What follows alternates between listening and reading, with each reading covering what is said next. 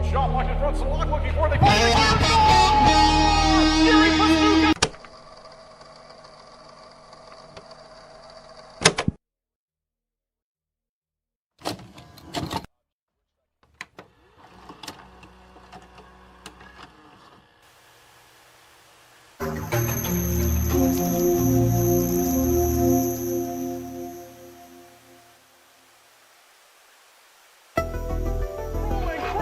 Across the shot in front, he scores! Roman Kramer wins the game in overtime. Jason Gallant shooting. They score! It goes in, and Gallant has four. Watch, here's drive. All the way across the goal line forward. Watch out, they score! Tipped in by John Butita. Back here, inside the line, Latham. One shot, hit wide, and a rebound. He couldn't get the ball. They made there. Mike Bush, you hear the hooping off in the crowd. The pass, turnover, the pop off, the giveaway. Farmer has it. Farmer scores!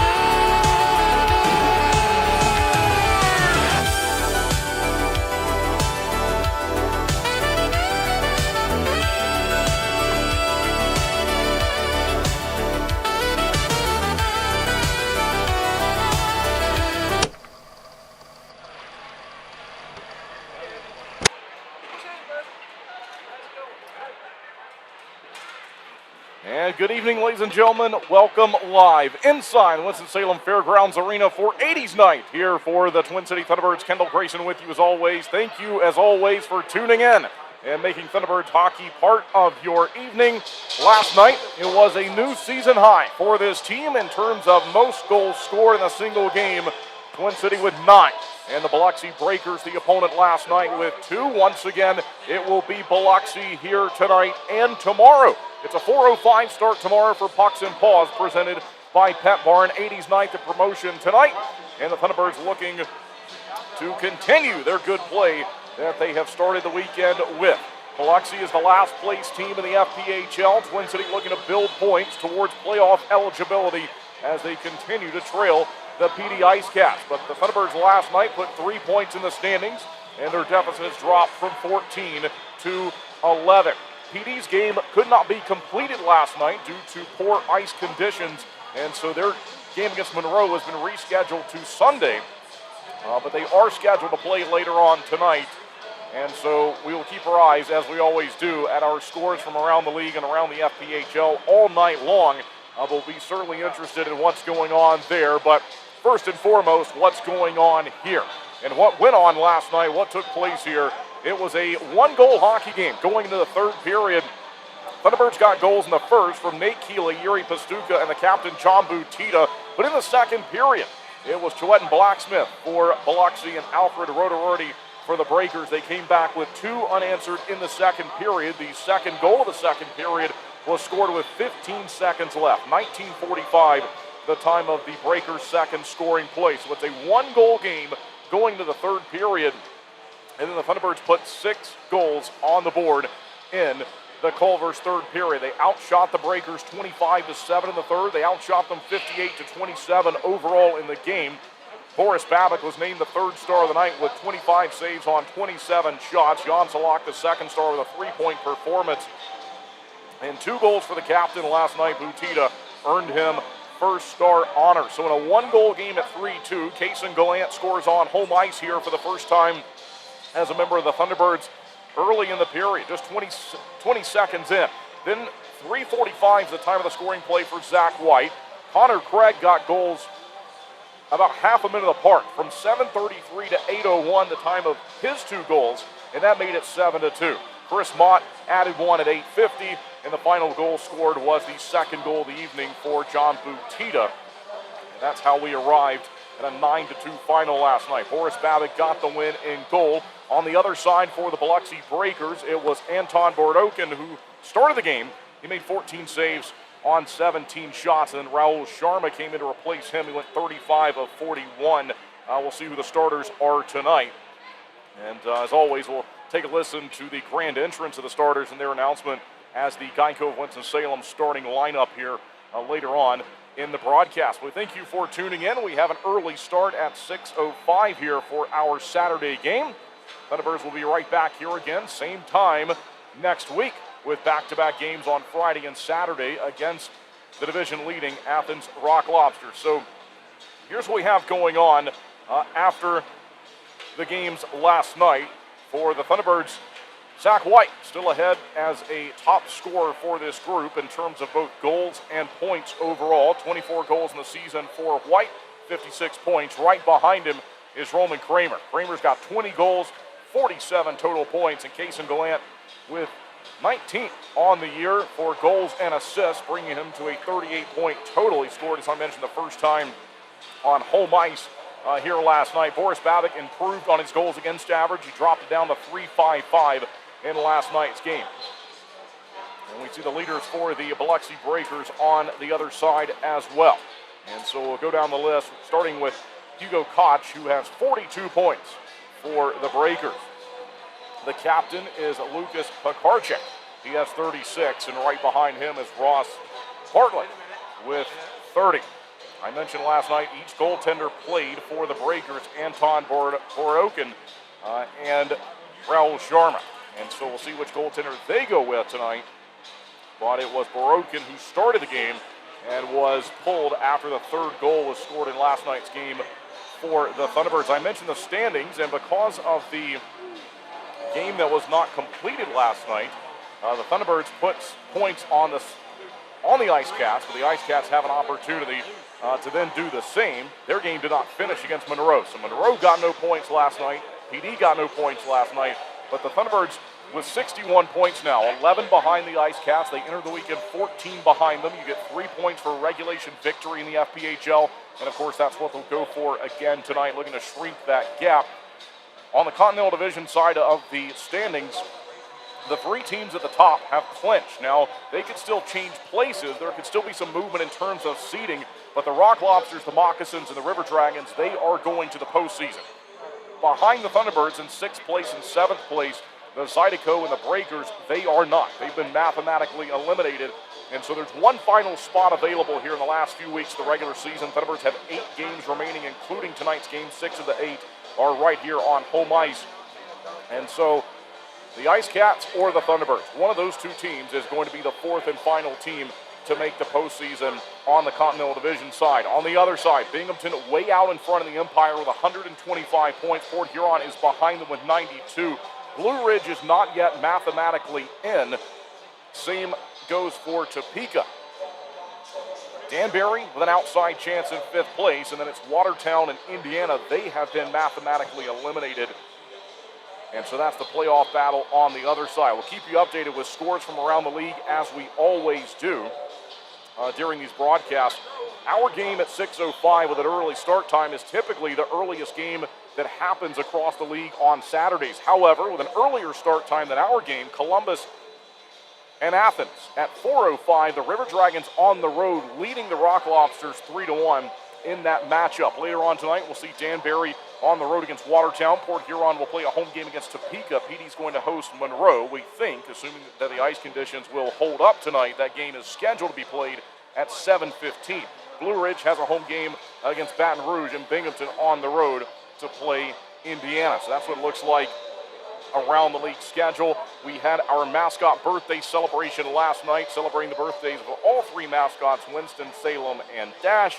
Tonight's game is 80s night. Tomorrow will be Pucks and Paws, presented by Pet Barn. The Thunderbirds will be in specialty sweaters. Those will be auctioned off following the game. And Pet Barn, the presenting sponsor of the Pucks and Paws game tomorrow. I mentioned the game's coming up next week, and it's going to be 90s night here on Friday with a 7:35 start time, and then Atrium Health Night on Saturday. 6:05, Thunderbirds will be in specialty sweaters for the final time this season, as they will play host to the Rock Lobsters 1 week from tonight for Atrium Night. All right, we are nearly ready to go. We'll step aside here in our pregame show, and we'll come back for the call of tonight's game. It'll be a 6:05 puck drop tonight, and certainly looking forward to it. We'll see the Thunderbirds can continue their offensive production, which again hit a new season high last night with 9 goals. They only allowed 2 But we'll step aside. We'll hear from head coach Steve Harrison with our weekend preview as we preview these 3 games against the Biloxi Breakers. Thunderbirds have won the first one, looking to win the second one here tonight. All right, we'll step aside and be right back with more Twin City Thunderbirds hockey. Gwin Services has been serving North Carolina for over 50 years, ensuring the safety and comfort of our customers' homes. We take pride in bringing together the best electricians, plumbers, and heating and cooling technicians to bring convenience and unbeatable value to our customers. Life can be hectic. What better way to simplify than to have one company you trust to take care of all of your home's repair needs? Since 1972, integrity and customer satisfaction have been at the heart of everything we do. We are proud to have built a name our neighbors trust, one that provides peace of mind and a service that can be relied on, today, tomorrow, and for years to come. Thank you for trusting Gwin Services with your home. We are proud to stand behind the work we do every single day to serve our friends and neighbors here in North Carolina. We are Gwin Services. One call does it all.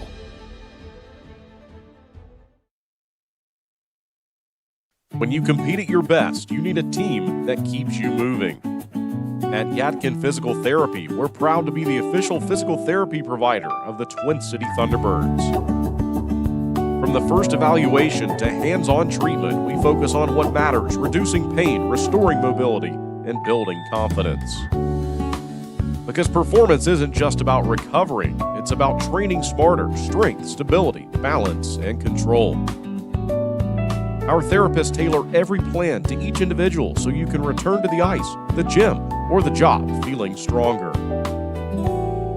The same level of care we provide the Thunderbirds is here for our whole community.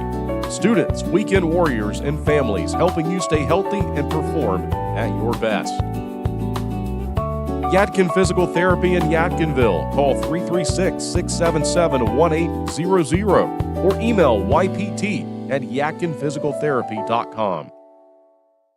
When you're craving that slow smoke flavor done right here in Winston-Salem, there's only one place to go, Honky Tonk Smokehouse. From tendered pulled pork and fall-off-the-bone ribs to fresh house-made sides, Honky Tonk has it all. Not a meat lover? They've got delicious vegan options too. And when it's time to party, let Honky Tonk Smokehouse handle the catering and event planning. They'll bring the flavor to you. Stop by 145 Jonestown Road and taste why the locals here can't get enough. Honky Tonk Smokehouse. Introducing Flow Rewards, the exclusive rewards program for Flow Automotive customers. With Flow Rewards, every vehicle purchase and service visit earns you points towards future maintenance on your vehicle. To start earning and redeeming Flow Rewards points, download Flow Garage, make an account, and add your vehicle. If your account is already set up with your vehicle, you'll start earning rewards points automatically. Add family members to your household to earn Flow Rewards points together. Don't miss out. Download the Flow Garage app to start earning Flow Rewards points with your next service visit or vehicle purchase. Kendall Grayson here with head coach Steve Harrison for our weekend preview ahead of the team's 3 games against the Biloxi Breakers. Coach, we talked about on the Coach Harry Show. It's an important time of the year. These points are at a premium. How do you go out and get 9 here this weekend? Well, you know, we had a good meeting this morning, and we just talked about some things that are in our hands, and unfortunately, we're in a situation where it's no longer game 49 or whatever it is. This is playoff games. We got 9 games left, and it's like a 9-game playoff series, and we got to take one day at a time. I know that's an old cliche thing, but an old general manager, I told the boys, the time has come. The Walrus said, and you know, our characters got to come out here. We've got to be ready. And we got to take care of our business. And whatever happens away from the rink, as far as other teams and things like that, that's out of our hands. We've got to take care of our business. At the end of the day, if we do our business and whatever happens at the end, that's where we got to be. So I know the characters in the room. I know the guys are buying in, and we'll see what happens. We'll see a lot of Biloxi here this weekend. Obviously, that's a team that has struggled this season. They're at the bottom. But what are some things that they do well? What are some things that you like from them that, our guys are going to have to be watching for this weekend? Well, the one thing is, when a team like this comes in, they're playing for their jobs, not just for this year, but for next year. And, they come in hungry. And I've heard from 2 or 3 different people that they work hard for 60 minutes. And, the last 2 teams that we played recently that have been below us, we've not got the points that we wanted, and it's going to be our job to go out and get what we think we deserve this weekend. And if we don't, then that's shame on us. But we've got to go out and do it. And we got 3 big games, and we can't look past Friday. We got to take care of Friday, and then we'll wake up Saturday and go at that time. But I'm excited about it. I this time of year, it's like, as I said, it's playoff hockey, and if you're not going, you might not play, and or so. I mean, all the chips are in the center, and it's up to us. And right now, I know some people are, I don't know if you're going to make it or whatever. I know there's 20 guys in that room, and myself. We believe in ourselves, and we believe in the character that we have, and we're going to put our best foot forward and do what we have to do. As always, Coach, thanks for doing this. Good luck. Thanks very much. Looking forward to it. I like having one company that kind of do it all because I feel like it reduces the mental load of having to research and figure out, what do we call this time? It's just, we'll call Gwen. We were with a different company that we had a contract with, and our HVAC went out. And they were not able to respond quickly, so that's why we contacted Gwen. And they were able to come out the same day, and we were able to fix that problem. Something that stood out to me about the Gwen staff members that came to our house is they all seem to really care about doing not just a good job, but also about the house. They paid a lot of attention to detail as far as where they put things and how they installed things to make sure there was no damage. They seemed to really care, as if this was their house. After they fixed our AC unit, we were very impressed that Gwen had multiple services. So we went ahead and got a service contract with them and have used them for electrical and plumbing and HVAC. So eventually we knew that we wanted a charging station for our car. What impressed me was it wasn't just a return of an online quote, it was, let's come out and take a look at it. It felt like they were wanting to help, and then the actions followed. They actually were able to come out and help, so I appreciated that. It's that consistency. So when I call, I know what I'm gonna get. They're going to be responsive, they're going to be polite, they're gonna get the job done, and that keeps me coming back.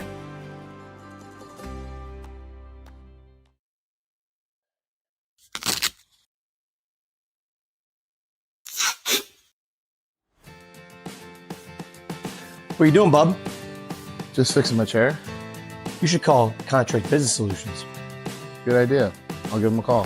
Proudly serving the Piedmont Triad area for over 17 years, Contract Business Solutions partners with leading manufacturers to create innovative, budget-friendly workspaces. From design and layout to delivery and installation, explore our capabilities at cbsworkspaces.com.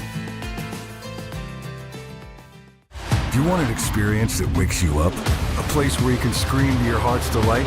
Go ahead. No one will hear you anyway. That rumble you hear, that growl you feel, that's us. Hell yeah,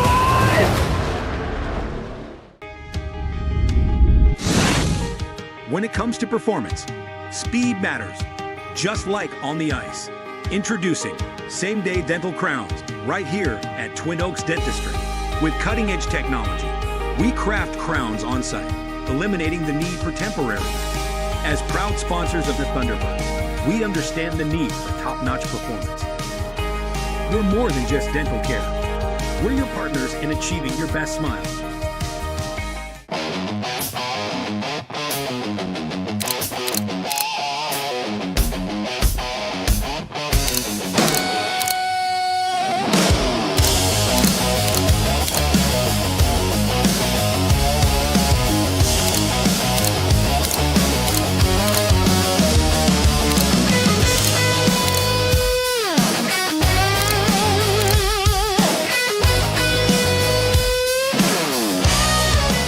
Did you know that not changing your engine oil can result in engine failure? Regular oil changes can extend the life of your engine and reduce the risk of engine failure. Schedule your next oil change on the Flow Garage app. The more you know with Flow.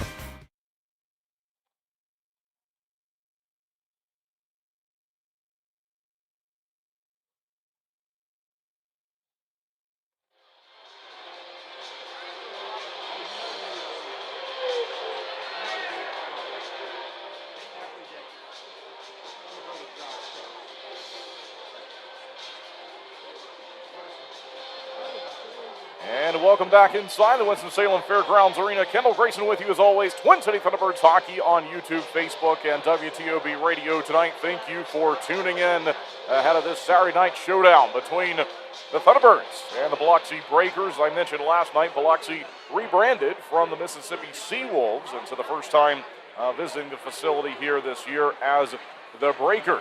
They're here for another game tomorrow, and last night the Thunderbirds were in a battle, a one-goal game after 40 minutes, and then Twin City exploded for 6 goals in the Culver's third period, their best offensive period of the year, their best game overall in terms of offense. They scored 8 a few weeks ago against Watertown here in this building. That was a high-scoring game at 8-6, but they won it here 9-2 the final last night. As the head coach, Steve Harrison, steps over the boards, and he's ready to go, gliding out to the home bench. His support staff follows him. And we have about 4 minutes on the scoreboard.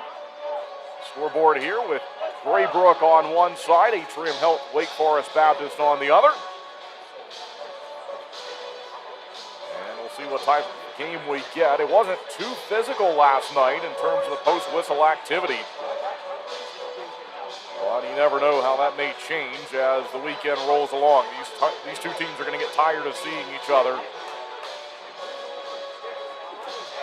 And we'll see if the Thunderbirds can do what they did last night, put 3 points in the standings, and also get off to a good start. I thought that was important in last night's game to come out, set the tone early, putting 3 on the board here in the first period last night. John Butita had 2 goals. Connor Craig had 2 goals. Boris Babick able to win the game in net. Out-of-town scoreboard report. Columbus is leading Athens on the road at 3-1. Here come the officials. They are greeted. The lights now beginning to lower. The red floodlights are on. And soon we'll see the smoke and the entrance and the pregame festivities for the Thunderbirds. Twin City able to win a game for the 21st time overall last night, going for win 22 tonight. Last night in the loss, Biloxi fell to 7-39-1.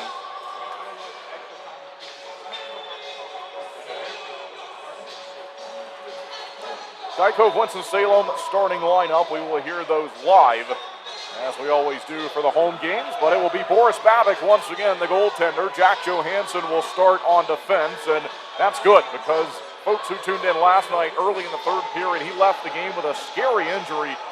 Thankfully, everything was all right. He took a slap shot to the face, and as I understand, just had a few stitches by his ear, and thankfully that was not worse. That could have been a lot worse for him, and not only am I glad to report that he's all right, that he's playing tonight, but he's also going to be one of the starters.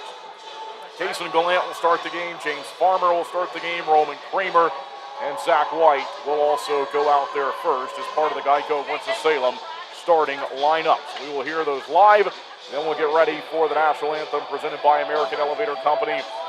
The Thunderbirds have changed colors tonight. They will be in their red sweaters. And in period number 1, the Pine Tree Tavern first period, they will attack right to left. Biloxi in the white sweaters moving left to right.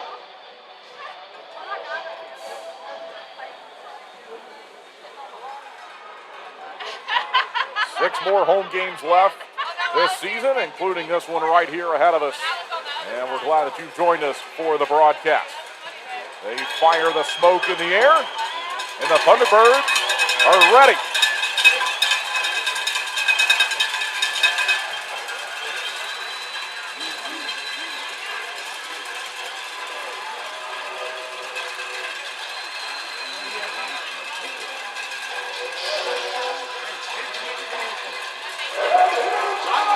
And here they come.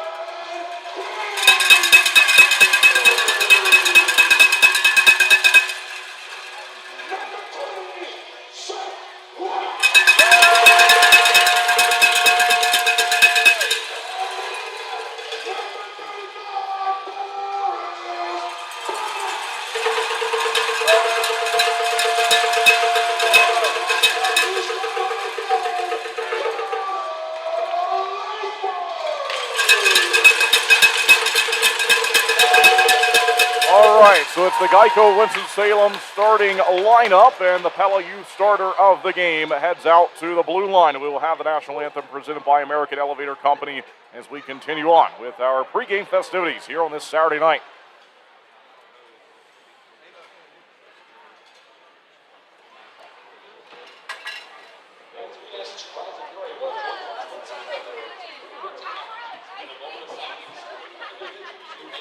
And first, we'll have a moment of silence.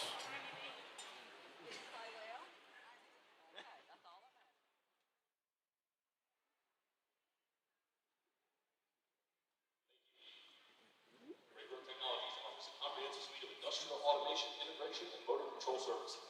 Visit Greybrook Technologies at greybrook.com. Today's Veterans Spotlight is sponsored by Aaron and Terry Larson with the Sign Shop in Trout, helping your business and business succeed with premium signage and apparel needs. Thunderbirds fans, please help us recognize tonight's Sign Shop special service member, Mark Luster.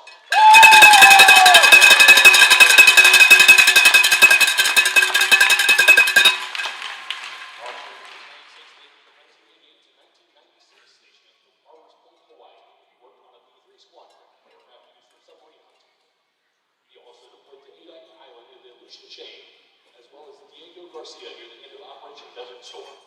He also spent time supporting operations in Oman and Saudi Arabia. During his Navy career, he developed aircraft maintenance skills and a passion for aviation that continues as he works now with business jets. Ladies and gentlemen, please give a hand for Mark Luster.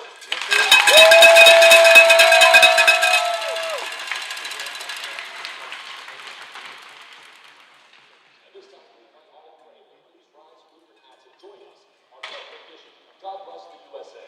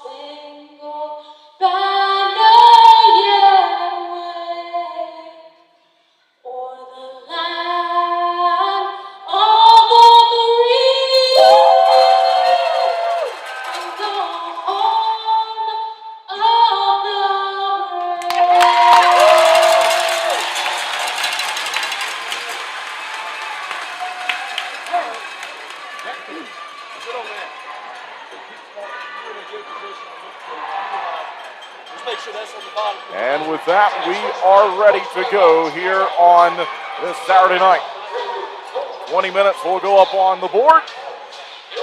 And we'll see if the Thunderbirds can start the game the way they finished it last night, and for the most part, the way they played the entire game.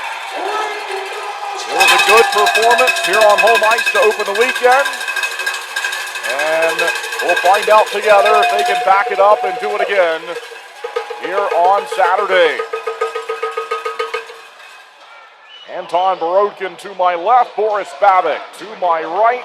Twin City in the red sweaters attacking right to left to the Pine Tree Tavern first period. Here we go.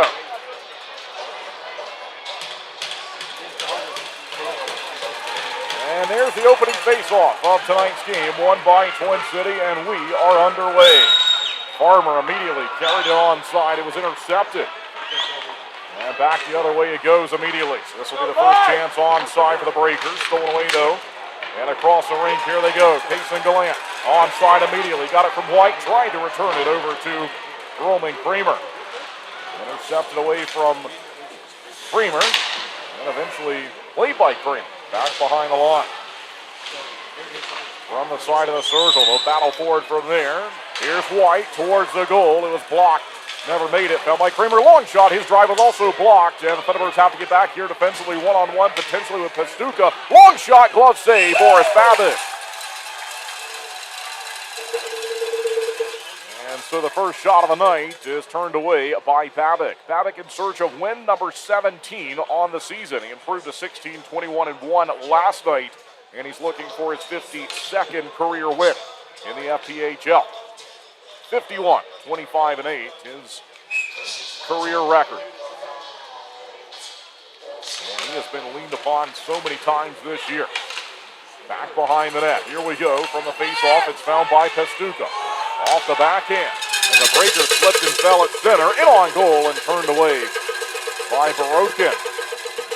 That'll be his first work of the night. Out to the red line at center in the logo. Taken and thrown onside. And a heavy hit in front of the bench. And Garcia not happy with that contact. Meanwhile, Mott to Schnapp. Schnapp tried to slide it to the left, and it was intercepted. They'll look to charge in from center as Karsic has it, dancing with it, and then lost the handle. See if Twin City can get it back. They'll move it high in the zone, though. Long shot kicked out by the pads of Boris Babick. Babick with a nice save there. Now it's collected by Schnapp at center. Jacob Schnapp powers his way onside and collected by Anton Borodkin. So Borodkin will melt it down. 18-18 left to go. And period number one, the Pine Tree Tavern first period.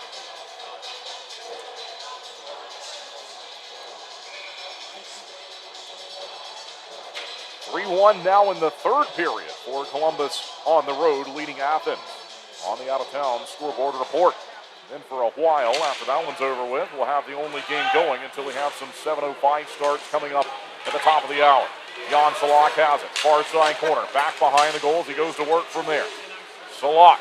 Open in front. Dances around. Shoots one. Save made by Borodkin. Rebound. And it went wide of the goal. They center again. In on net. Borodkin falling over. Made a save. My goodness. The Thunderbirds had their chances there, but it remains scoreless.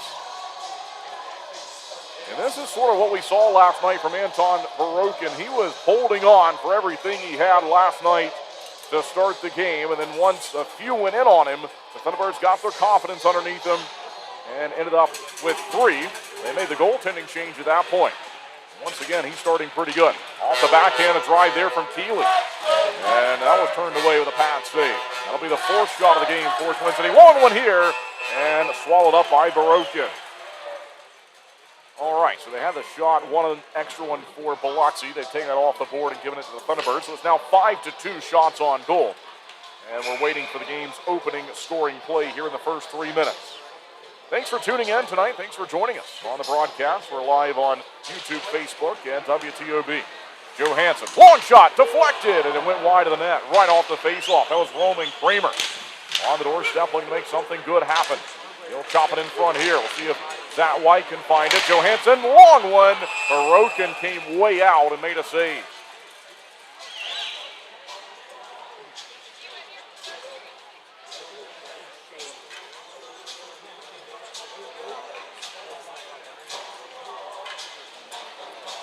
They'll change personnel as the Breakers make their last changes. Zach White ready to go in the circle.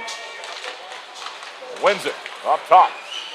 Johansson towards the goal. Glove save made by Barokin, and he'll hold on to it. Good sportsmanship there with Zach White. He sort of glanced right off the side of him, just sort of a glancing blow as he passed by him. Didn't mean to bump him, and I think each player knew that. So we saw each goaltender run into last night. We had back-to-back goal interference penalties. Long shot here from the faceoff goes just wide as the Thunderbirds have it.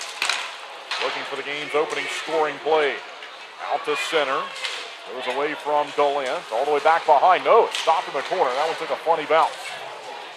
James Farmer giving a rough ride. They'll battle for it here right below us. And it goes across for Johansson. Hard stop on the left foot. There's a play in front. Gallant shoots. Save made by Barokin. It's free though. Good patience there from Gallant. He knew he had some time. Trying to deke out the goaltender.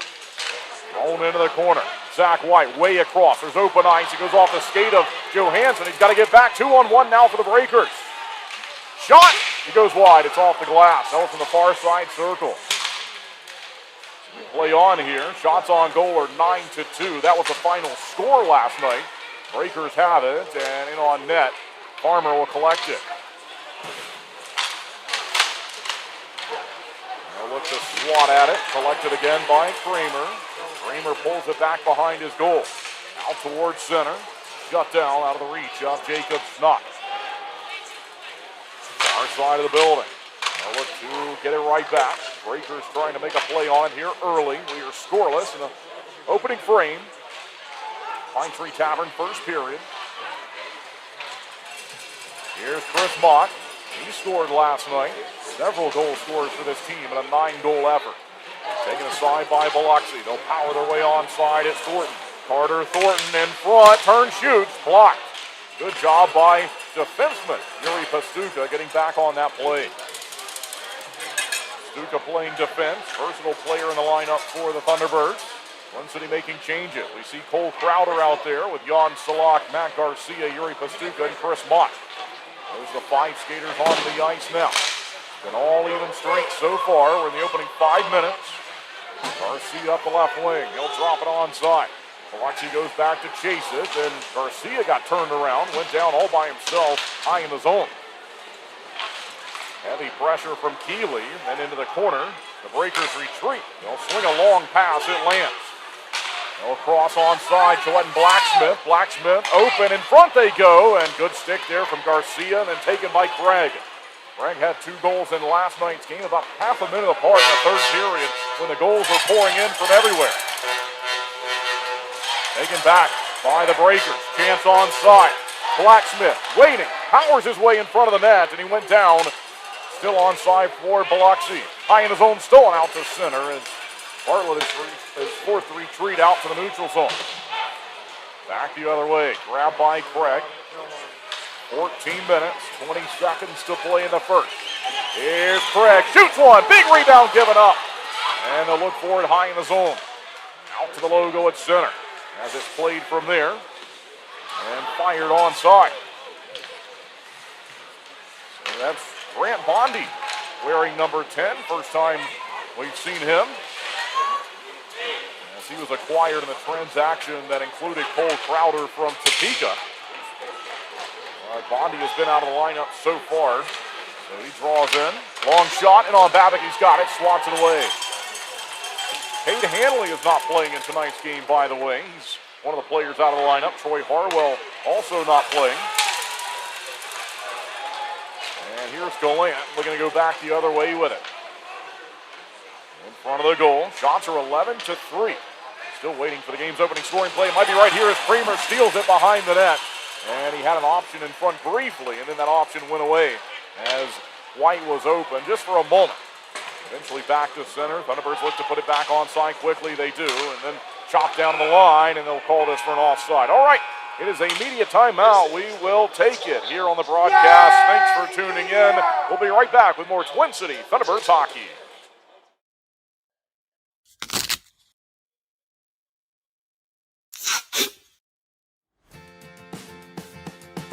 What are you doing, bub? Just fixing my chair. You should call Contract Business Solutions.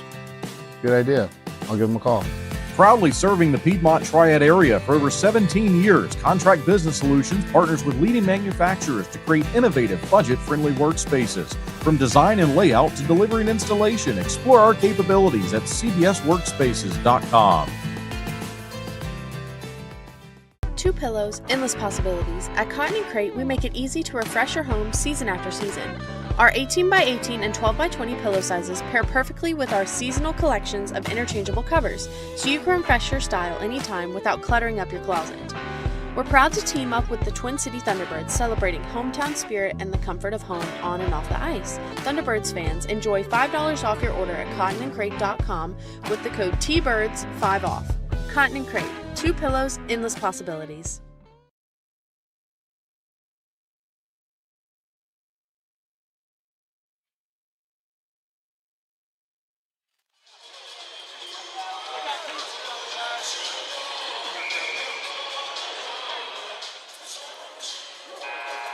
And welcome back from the media timeout. We have 13 minutes, 11 seconds left in the Pine Tree Tavern first period. It's driven onside, no score between these two teams. Thunderbirds looking to change that. Across the zone they go. Johansson, option in front. Oh, and they got the deflection. It's down and free and taken aside by the Breakers. Good play in front of the goal. Nice check from Chris Mott. And here they go the other way. Back onside again. Dom Dumas, far side corner. Chris Mott to it, off the forehand, puts it down low. Dumas wants to center it in front. They slid it just by the pad. Past the right pad of Barokin. And then fired across the zone. Down the rink from the Breakers. Farmer's got room to go back and find it. He's got it. Farmer up the wing. He'll find Crowder. Wants to go further in the zone as he's looking for a play up to Dumas. Off the backhand from Mott, behind the goal, all the way around. Charging in is Garcia. Biloxi will take it again. It's Hugo Koch, back behind the goal, leading scorer for this team. Saucer pass across the zone. Cristo looks up, shoots, save made. Boris Babbitt.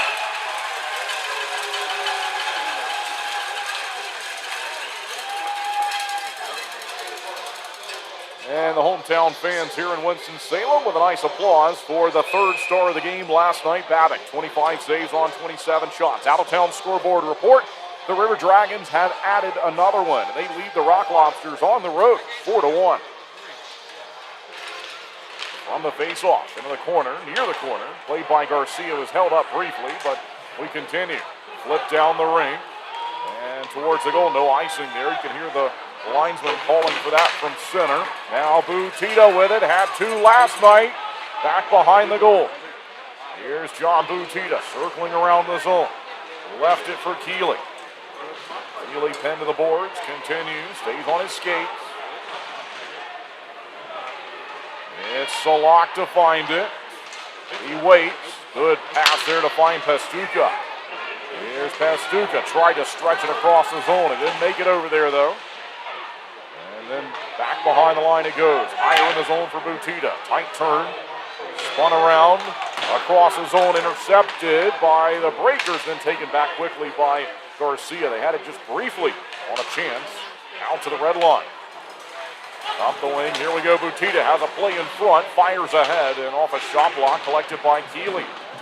Keeley strong in his skates behind the net. No score. 10 minutes, 49 seconds to play in the Pine Tree Tavern first period. Shots are 13-4. Play in front, in on goal, shut down by Barokin. And I think he got the second one on the far side as well. Out to center, Connor Craig, 2 goals in last night's contest. He'll play it ahead, goals number 4 and 5 on his season. Keeley off on a change, Thunderbirds making some swaps. Here's Craig, shoots! Oh, it gets behind Barokin, but he falls on it. You can see from here, from the near side angle, that shot came from Craig, that he was looking to go perhaps underneath the elbow. I don't know if Barokin has found the puck yet. And he looked back behind him, and yes, they did find it. So The linesman has it, ready to go for an offensive end faceoff. Already 16 shots on goal, not yet to the halfway point in this first period. 16-4 shots on that. Johansson looking for another one. Rolling free in front. They're fighting for possession and swept away hard to the near side. The Breakers get through that pressure, collected by Gallant. Gallant up to Farmer, then Kramer, then Farmer. Farmer got tied up in his feet, but he had room to play it. Eventually out to Gallant. Now by Kramer. Roman Kramer onside. Dished it to White, back high in the zone. Farmer, a slap shot turned away with a blocker save. Here's White, moved away from it. We'll see if he can find a way to take it again. Into the corner, Alfred Roderodi will get to it for Biloxi. Off the clearing attempt, this should go for an icing, and it will. Media timeout, it's our second one of the Pine Tree Tavern first period. We will step aside and be right back with more Twin City Thunderbirds hockey. Best electricians, plumbers, and heating and cooling technicians to bring convenience and unbeatable value to our customers. Life can be hectic. What better way to simplify than to have one company you trust to take care of all of your home's repair needs? Since 1972, integrity and customer satisfaction have been at the heart of everything we do. We are proud to have built a name our neighbors trust, one that provides peace of mind and a service that can be relied on, today, tomorrow, and for years to come. Thank you for trusting Gwin Services with your home. We are proud to stand behind the work we do every single day to serve our friends and neighbors here in North Carolina. We are Gwin Services. One call does it all. Every car gets warning lights, but did you know the color actually means something too? Red indicates an issue that requires immediate attention. Orange indicates a less urgent issue, like a vehicle service requirement. Blue and green give you information on lights and indicators. The more you know with Flow.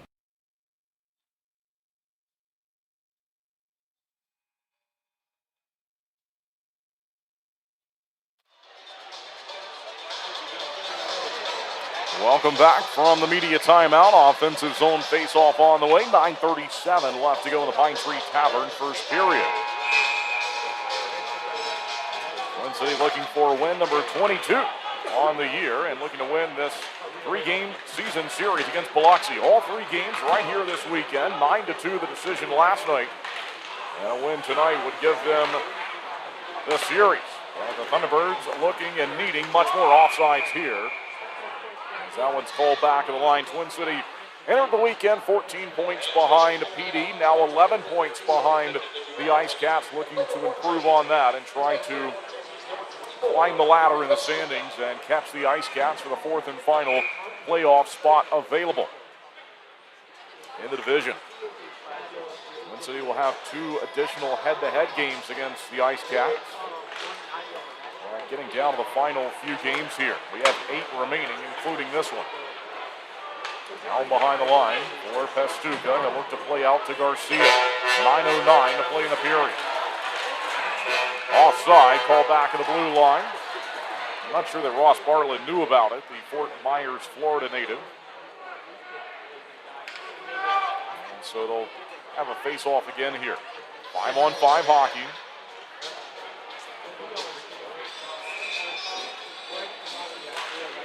Columbus still in front of Athens by 3 at 4-1. It's in on Boris Babbitt. He was able to handle that one. Across they go with it. Look out. Bouncing free in front. And eventually taken back by Schnupp. And from center, Jacob Schnupp charging onside towards the net. He tried to slide it across to Dumas, where he got knocked over there. Either one just away from him. Now Biloxi has a 3-on-2 the other way. Transition hockey. Bartlett near side centers, and it goes in. And the Breakers will strike first. It's 1-0. That one goes underneath the pads of Boris Babbitt for the game's opening scoring play. That was the 6th shot of the night for the Breakers. And they do something that they did not do all night long last night. They've taken a lead. It was a 1-goal game entering the third last night. 6 third period goals for the Thunderbirds. Really broke the game open. And their highest scoring period I mentioned was 6, but Breakers never led last night. And so now we'll see the Thunderbirds in a spot that, again, they did not face last night, playing from behind. So Biloxi is on the board first, despite being outshot 17-6 with 8.5 to play in the first period. Here goes Butita, quickly onside. Twin City looking to tie the game. His pass, Butita's just out of the reach of Craig, and he had to go race over and play it. Just knocked it softly across the neutral ice area there to Butita. Now it's Craig again. They announce the goal to Bartlett. Onside, Craig. Back behind. Flashing around the zone. Still with it. Down low it goes into the corner. I thought they announced it to Bartlett, but they scored it to Blacksmith with Bartlett on the assist. Koch as well. Eventually taken aside by the Breakers. They'll move it into an open corner across the rink. Thunderbirds go charging to it, and they'll try to find it here. Salak, he battles for it, back behind the goal line, rolling it on Horace Babbitt. He'll cover it.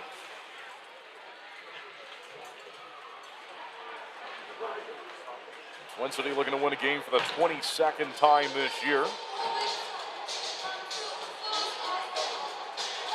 And if they can do it, it would be win number 17 for Babbitt. So he would have 17 of 22. By the way, they did make that scoring change back to how they announced it. So it's Ross Bartlett at 11:26 from Blacksmith and Koch. Defensive end face-off. That's eventually gathered up by Twin City. Farmer skates it down the rink, down behind the line. Runs into his man, back to the near side. A.J. Schlepp will find it. Goes to White in front. Found by Gallant. Then Kramer had some room. Found White, shot it wide of the goal. And the stick defensively, as you can hear it clashing together, may have affected the trajectory of the shot. Here's Kramer open, fires one, save made. And down he goes, the far side corner. 18 shots on goal. Most recent one from number 18. He's looking for another one. Kramer curls, looks to fire, couldn't do it near side, and his pass was too quick for Gallant. He had to hold on to it and make sure that he at least collected it. And by doing that, he eventually played it out, and down the rink it goes. Farmer circling around. You can hear Zach White calling for it at center. There's a good collision. And taken right back by the Breakers. Here they go the other way. They'll center in front of the net. Getting back defensively there was Johansson. Here's Farmer onside. Rolled on it. And he'll put it in the corner. It's Gallant. Across. Shot it away and it went wide of the goal from Garcia looking to tie it. Still held onside as they force the break. No, they call this back to the line. You can hear the oohs and ahs from the crowd. I thought it was all right live as the Thunderbirds forced the Breakers into a turnover, but it didn't matter.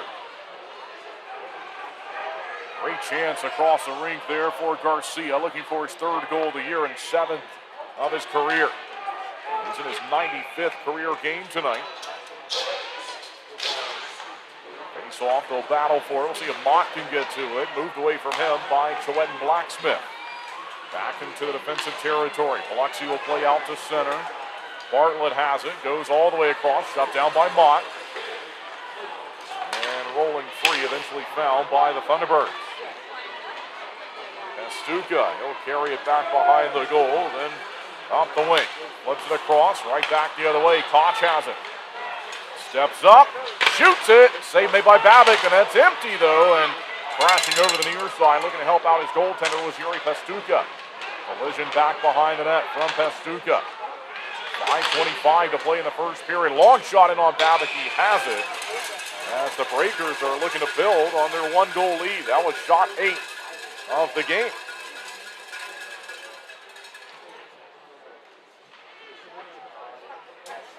Columbus has scored again. They are going to defeat Athens today. It's 5-1 in all likelihood. I say that, but there's still time left in the third period. And the next game in the league schedule coming up at the top of the hour. We've got 5:15 now left to go here as we're back. As the Thunderbirds are applying some pressure in the attacking territory. They don't have it. As the Breakers will try to move it out. On the lay-in from the near side, moved it out to the red line. Up the wing goes Jan Salak. Here's Salak, centers, no one home though. Found by Keeley, in front. They chipped it just wide, it went off the post and then fell down. What a chance that was. Under 5 to play in the period. Big hit from Keeley. Yes, that's good to see the physicality get ramped up. Here come the Breakers the other way. Shot, save made by Babbitt. And the second one goes wide of the net. Thunderbirds down by a goal, looking to tie it. Up they go quickly. Here's Butita, drags around the defender, lost it behind him. Salak finds it, couldn't shoot it though. Space in the zone, they find Farmer. Then Craig, in front looking for a tip from Keeley. Goes out the other side of the far side corner. It's kicked around from the dasher, back and forth, and then fired ahead. Found by the goaltender, Boris Babbitt. Babbitt near side to Farmer. They look to break it quickly from the defensive territory. Off the glass from Keeley. Chased after by Kramer. Into the corner. Played by the goaltender, Barokin. Across the zone. Here's White. Trying to put on a show there and split 2 defenders. Eventually got it back from Gallant. Johansson now. Jack Johansson calling for it. White. Found its way to Gallant and then Kramer. In front. And a riser of a shot. Goes high. One-timer from Kramer. Shut down. Another save made here in the game by Barokin. Shots on goal up to 20 here in this period. Here come the Breakers the other way. Shut down by Farmer. Thunderbirds 3-on-3. It's the 3 you want. Here's White. What a move there. Almost finished the play. The top line making things happen for this group. Unable to get on the board. Here's Blacksmith now. Taken aside by Roman Kramer. Back the other way. It's Johansson. Settled the puck. We got 3 to play in the first. No icing here. Back behind the goal line. Good back and forth action. Stolen away by the Thunderbirds. Flipped in front of the goal. As Mott was looking for teammate Pastuca. Mott got it back. Chris Mott behind the net. Thunderbirds back onside. Working it around the zone. Here in the attacking area. Looking to tie the game in the first period. They center one and taken away by Biloxi. And from center, 2-on-2. In front, look out! Shut down by Boris Babbitt. Into the corner he goes. High in the zone, held onside. Long drive is blocked. Mott is open behind everyone nearly. They tried to get it out there to him. Heavy hit from Garcia. Breakers onside. In front of the goal. Taken away by Pastuca. And he'll look to play it off the backhand. He does. Near side of Jacob Snuck. From center it goes. Shots are 21-10, but it's the visiting Biloxi Breakers with a 1-goal lead here on the Thunderbirds in the Pine Tree Tavern first period. Biloxi misses a pass. This is going to go for icing. There it is. Media timeout. It's the final one of the Pine Tree Tavern first period, so we will step aside and be right back with more Twin City Thunderbirds hockey. Being your best is hard. You gotta take care of yourself. You got your husband. Let's put in a pool. For the kids. For the kids. Forget the car. How about a motorcycle? And if you own a business? We need servers from, like, this century. Oh, yeah. At a Legacy Federal Credit Union, we're committed to helping you be your best you. Whether it's with an unbeatable car loan rate, home equity line of credit, or small business help. Who's the best? Visit alegacy.org for our best rates. Maple Chase Golf and Country Club offers the best in recreational amenities in the Triad. Come enjoy a meal at the Pine Brook Bar and Grill, relax by our pool and cabana, and gear up at the Pro Shop while sharpening your skills on our 9,000 square foot putting green, and play around on our 18-hole Ellis Maples designed championship golf course. You can find out more at maplechasecc.com. That's maplechasecc.com.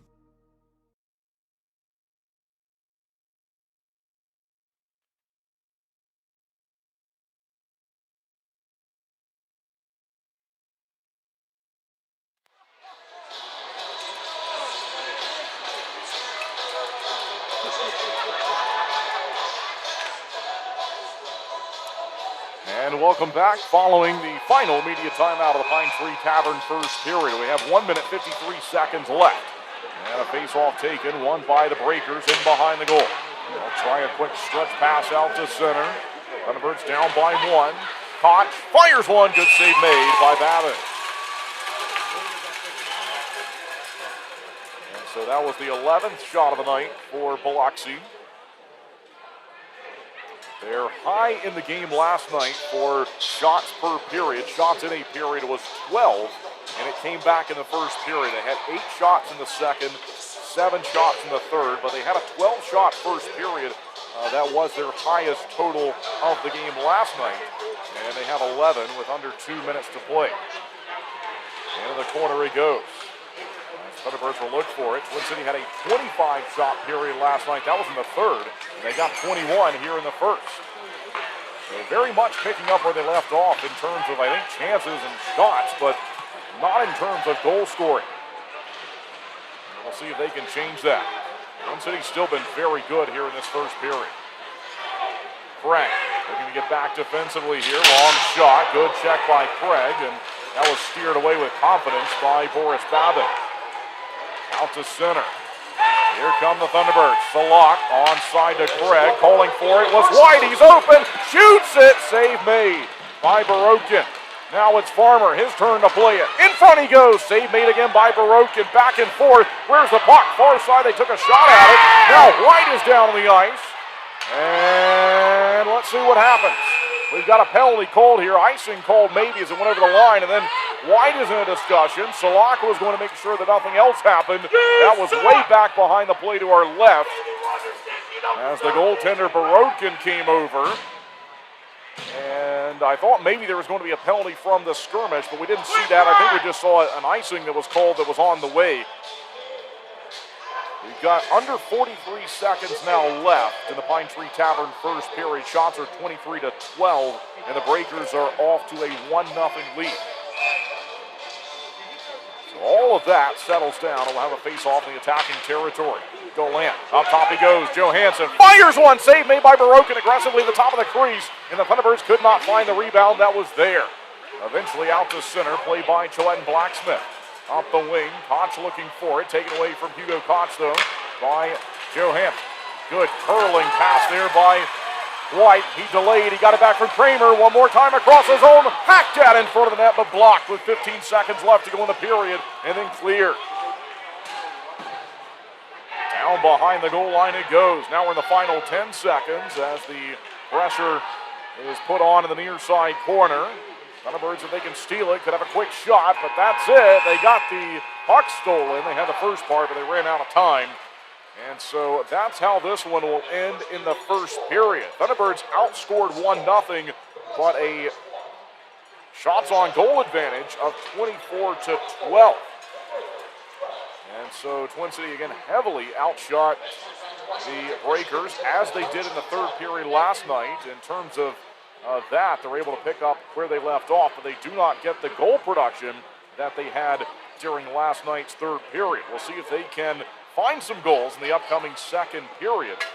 But Twin City is down by 1 here after the first. The only goal of the Pine Tree Tavern first period was scored by Ross Bartlett, assisted by Choette and Blacksmith and Hugo Koch at 11:26 of the Pine Tree Tavern first period. Even strength scoring play, and that has made it 1-0 for the visitors.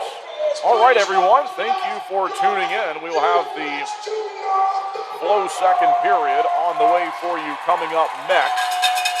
While we are in our first intermission break, we will step aside. During the break, we will have the Coach Harry show for you that we will run. And again, that's coming up in the first intermission break. We have some youth skaters pouring out on the ice now, and so that will be the intermission entertainment for the folks here in the building. And there's a lot of them. So we got some youth skaters out there, and this will be fun to watch from my perspective up here during the break. But we'll have the Coach Harry show audio for you and video on the video side of things during the first intermission break. As always, thanks for tuning in. The Breakers have taken a 1-0 lead here on the road in the first period. We'll step aside and be right back with more Twin City Thunderbirds hockey. Do you want an experience that wakes you up? A place where you can scream to your heart's delight? Go ahead. No one will hear you anyway. That rumble you hear, that growl you feel, that's us. Hell yeah, Coach, you had mentioned the Friday game when we went through the run through there, the first three.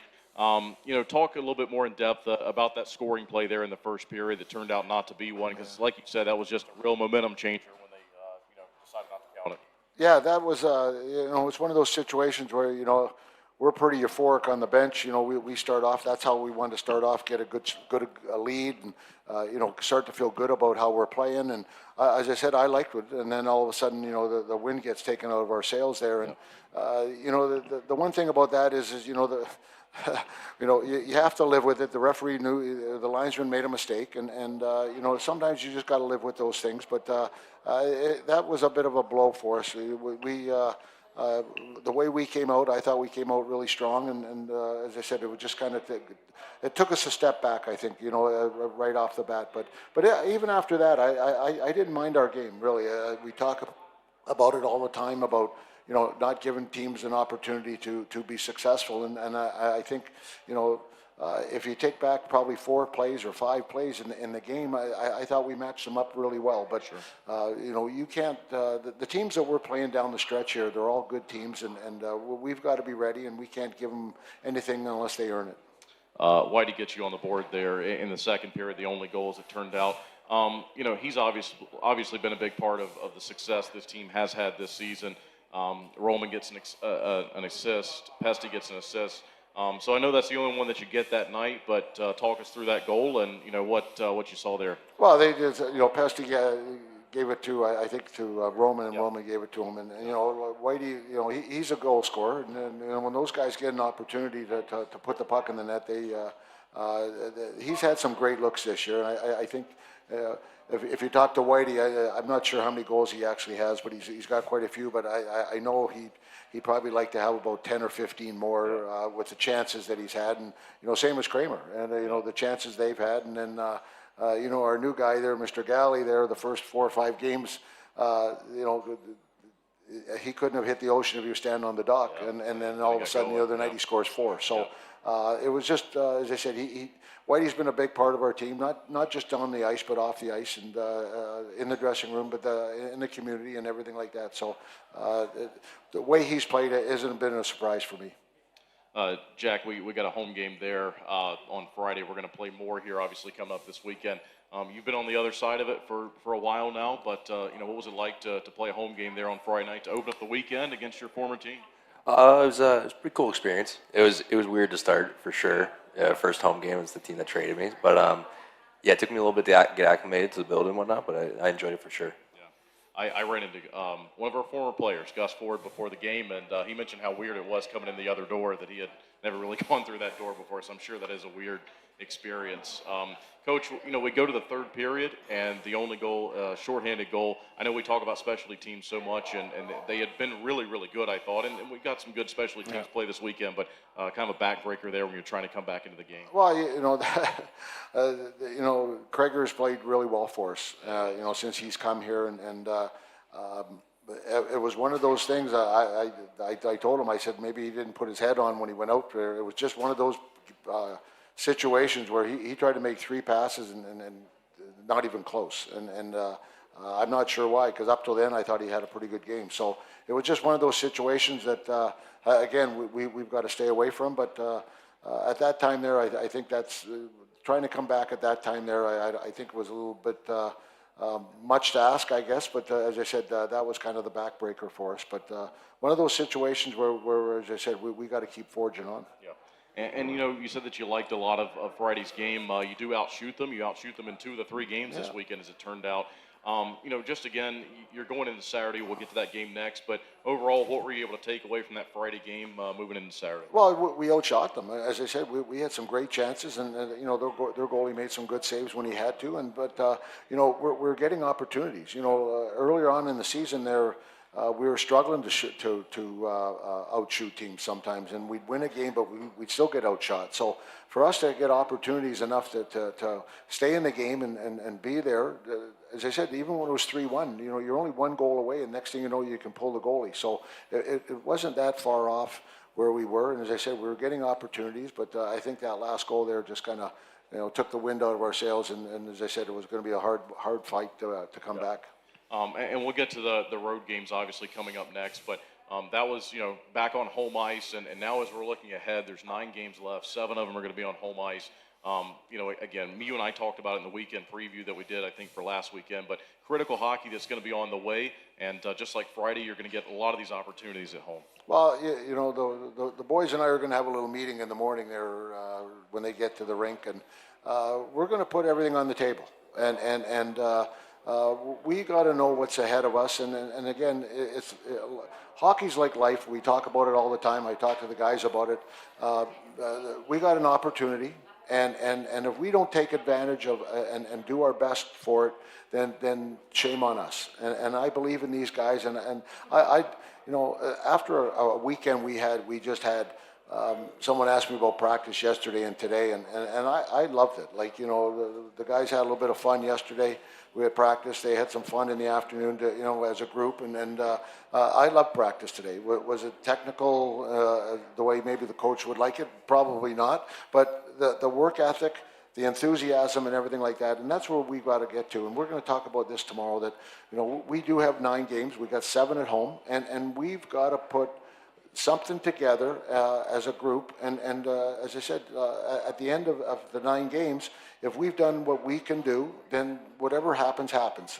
But we'll be proud of ourselves. And so that's what I want these guys to do. Like in life, you all you can do is what you can do. And as I said, I believe in this team here.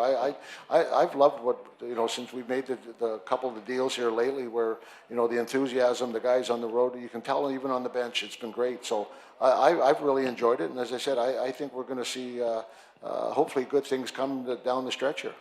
Coach, we'll get into the game on Saturday. We were just talking here just off the air about kind of the finish of the game, but we'll go through the game and talk about it. The good news is Saturday able to get a couple of goals there, get the momentum rolling with a 2-goal lead. Sally got you 1, Roman got you 1. What was, kind of the mindset there leading 2-0? Well, you go into their place there, and I told the guys, we got to go and play, and play to our strengths, and again, don't give up things that you don't want to give up. And we came out storming. I loved it. The enthusiasm, and you could just feel the bench. Like we made plays. We were doing certain things. We weren't giving them any opportunities. We always had a third guy high, and as I said, I just liked the way we played, and we took when they made mistakes, we capitalized on them, and that's what good teams do. And we jumped out 2-0 there, and at the end of the first period, I'm like, geez, this is we're playing well here, and but we just got to keep it going. And the first thing I said to them at the end of the first period, before we came out, was they're going to come out storming, and I don't know if we quite had the zip at the start of the second period that we should have. Which is unusual because, I know another coach watches our coaches show, and after we scored some goals there in Baton Rouge, he said, you're right, your second period is the best. And I was like, oh, he must have watched the coaches show. So, but no, we didn't come out as well, and as I said, we were kind of on our heels a little bit. But even then, being said, I thought we were doing okay, and then we gave away a puck that we can't give away. We had full possession and we lost it. We got to be better in those situations, and they capitalized on it, and it just kind of like it kind of opened the floodgates a little bit on us. And then they as I said, once they got that one, it just seemed like we couldn't recover for a little bit there. And I don't think we broke, but I thought we did a pretty good job, as I said. But they jumped out and scored 3 on us, and we had to fight our way back. Yeah. Jack, I'll ask you just a similar question. Once again, it's the same team, but now you're playing on the road. So that also must have been a different experience going back to that place. Yeah, a lot of fans there that were talking to me about it, and it was good to see all of them. And I enjoyed playing there, and I felt that Saturday night we outplayed them, in my opinion. But yeah, they got a couple on us that they shouldn't have had, and just the way it goes. Yeah. Coach, we'll go into the Sunday game, but here's another example here Saturday night of there are runs by each team this weekend, and chances to hold on the momentum, extend the momentum. you're able to fight back with a goal there in the third period from Whitey. Once again, he's on the scoreboard for you. So just talk about just kind of the shift, and we'll get in the Sunday game. The Sunday game was obviously a little bit different for several reasons. It was like ping pong. Oh, it was crazy. Yeah, that was more like just ping pong. a strange game. Yeah. But here on Saturday night, you see a run there. You're able to kind of stop it for a while, then they end up getting one late in the third. Well, we fought it back, and I think there was like 6 minutes left in the game when they scored again to make it 4-3, and again something where we gave them room, and they took advantage of it, and as I said, then we didn't cover up again. So a couple mistakes again, but those are critical moments for us, and like this weekend here, we're going to play a team that's going to come in that's going to be hungry. They're fighting for jobs, and they're going to be fighting not just for this year but for next year. So when we play against teams like Athens and all that, as I said, we've got to do a better job shutting things down when we have an opportunity. And as I said, when we fought back like that, I felt good about us. I thought we were going good, and even if we got into overtime, then at least we would have got a point and gone on there. But we made another mistake, and they got it. And as I said, we pulled the goalie and had a couple opportunities, but they got one in the empty net there. So a little disappointing, especially the way I thought we played for the most part of the game, except for that little bit of stretch in the second there. It's hard to go in and chew the guys out and say, we didn't play well. But again, we have to learn from our mistakes, and hopefully we can build on that. And I know we're down at a point where it's getting to a point where those mistakes are putting the nails in the coffin for us, and we've got to fight against that in the next couple weeks. Okay. Anything else for Saturday? No, I think that's about it. As I said, you know what? I walked in the dressing room, and you could feel the disappointment, and that's what I think. I think we're going to be okay here, because I could feel how what's the disappointed, I guess, because we played well and we didn't get what I think we deserved, and but that shows the character of the guys that we have here. And as I said, so this weekend here and forging forth for the next 9 games, hopefully that can come to the forefront and get us some points. Coach, we'll get to the final game of the weekend here, and what you referred to as a ping pong game. We could probably spend 20 minutes talking about this one. I don't know if I've ever seen a game like that where a team nearly came back from 5. I've seen 3-goal deficits, but that was just an interesting game. So again, but like I talked about for the Saturday game, it's a game of runs. They get the first 3. You get one late. Galley starts his 4-goal effort there at the end of the first period, and then there's also the goaltending change that happened in the first period. So just take us through all of that. Well, on the Sunday there, I got to talk about the goaltending. I feel bad.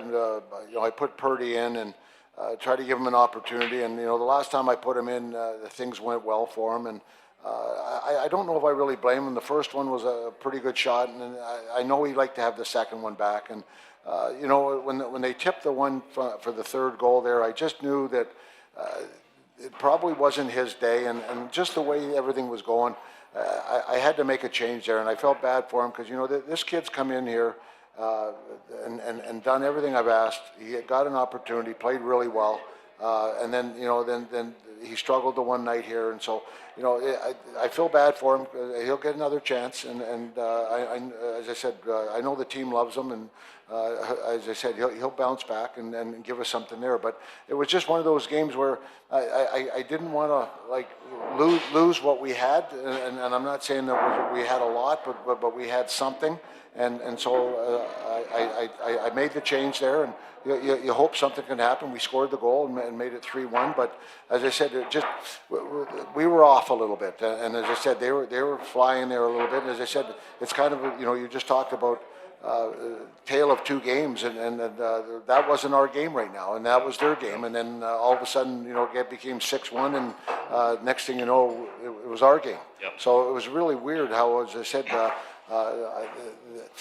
Someone asked me about the game, and I said, how did I feel? And I'm like, well, I was pretty, and I don't want to say upset after the first half, but I loved the way we finished. And I'm the kind of coach when, if you're up 6-1, and the other team pulls the goalie and probably had a chance to tie it, to be 7-7. I don't know if I'd be very happy. And you know, I've been taught a long time ago that if you're up 4 or 5 goals or 3 goals in the third period, you know, I should be sitting on the bench having a cigar and an adult beverage, and the game should be over. And so, as I said, I give the guys a lot of credit.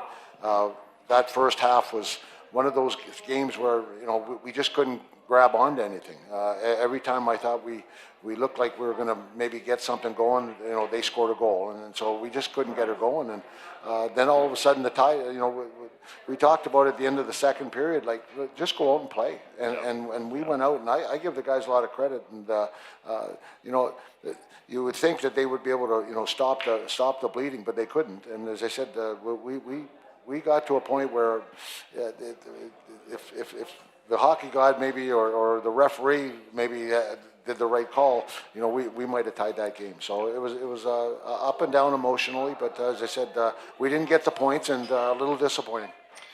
You know, I know we talked about the trade, and obviously that's going to come up when Athens is the opponent. So we talked about these 3 players, including Jack here, ahead of time. You know, what we were going to expect. Now that you've seen them here, obviously, you know, Gallant has the 4-goal game on Sunday, and that's kind of what, you know, drove this question here. But overall, with these 3 players that you've seen, you know, what have you thought? Well, everyone's come in and done kind of like what I thought. You know, Galley, you know, he's come in as a goal scorer, and as I said, the first few games there, like, you know, he struggled, and I shouldn't say struggled. He couldn't score. I thought he played well. He had more chances than I've ever seen before, but just couldn't score. And then finally, you know, he broke open. So that's how he is. And then Jack, as I said, I don't really watch other teams' defense very much. And as I said, I talked about him, and the way he's come in and played for us. When you compete at your best, you need a team that keeps you moving. At Yadkin Physical Therapy, we're proud to be the official physical therapy provider of the Twin City Thunderbirds. From the first evaluation to hands-on treatment, we focus on what matters, reducing pain, restoring mobility, and building confidence.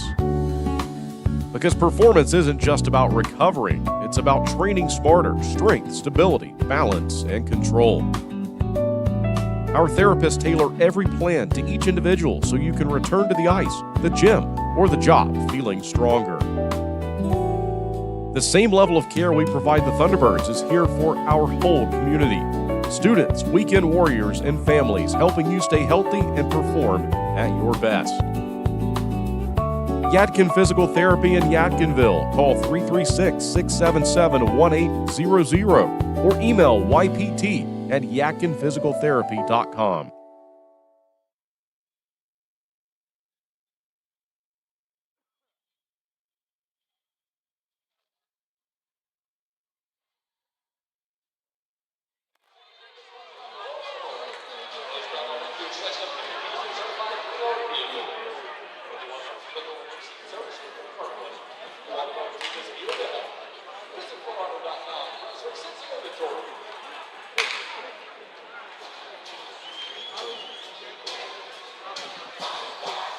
And welcome back inside the Winston-Salem Fairgrounds Arena for the Flow second period. Kendall Grayson with you as always. It's a 1-0 lead for the visitors. We'll see if the Thunderbirds can tie the game and take the lead here in the middle period.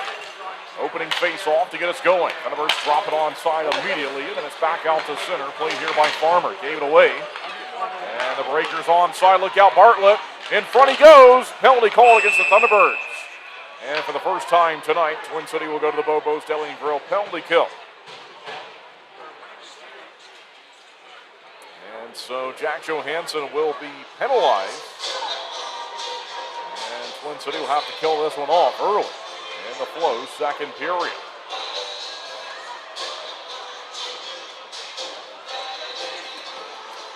Well, Johansson not thrilled about it. We heard from Johansson during the break. We'll hear from him again in the second intermission for the Coach Harry Show, second part of it. We'll be live at Dave & Buster's this Tuesday, 7 o'clock. Cleared from the face-off, not out of the zone as the Breakers go to work on the power play. Thunderbirds looking to avoid going down by 2. Long shot, save made, and it's underneath Babick. He's got it.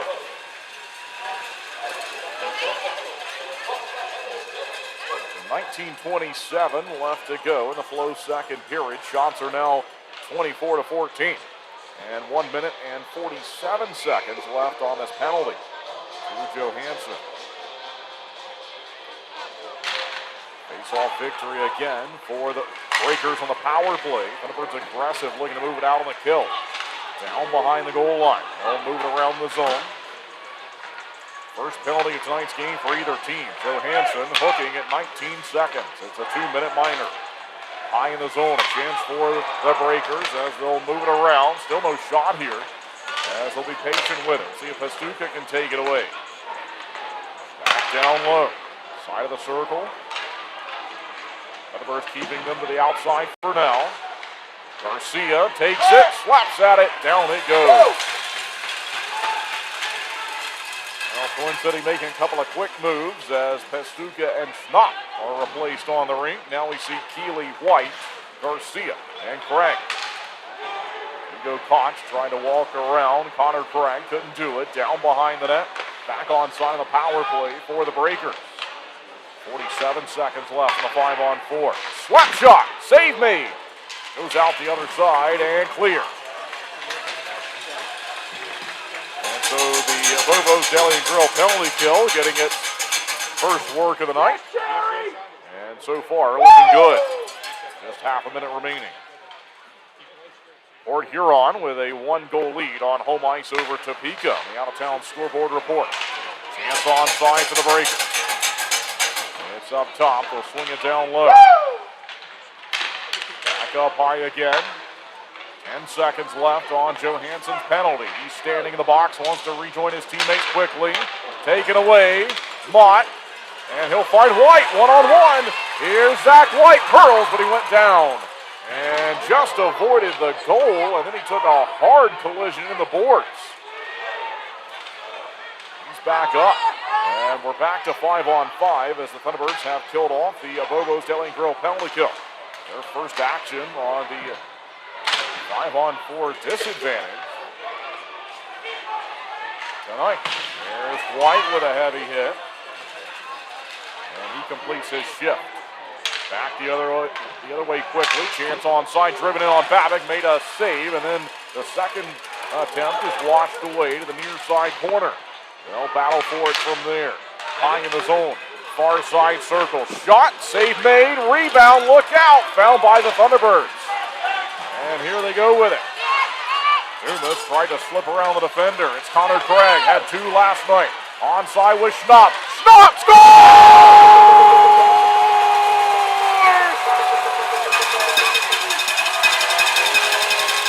And Jacob Schnapp has tied it.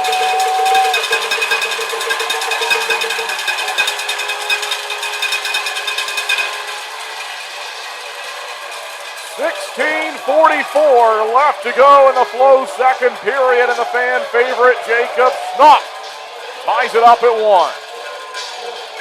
Transition hockey that time. Thunderbirds move quickly from the defensive blue line down the rink. And it's 1-1.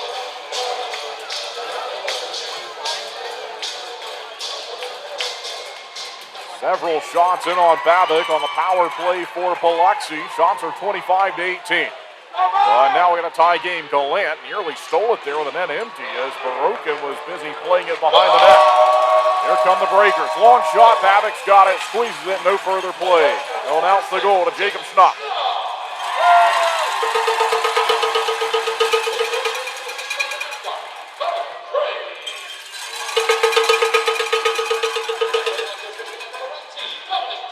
It's Schnapp from Craig and Dumas at 3:17 of the middle period.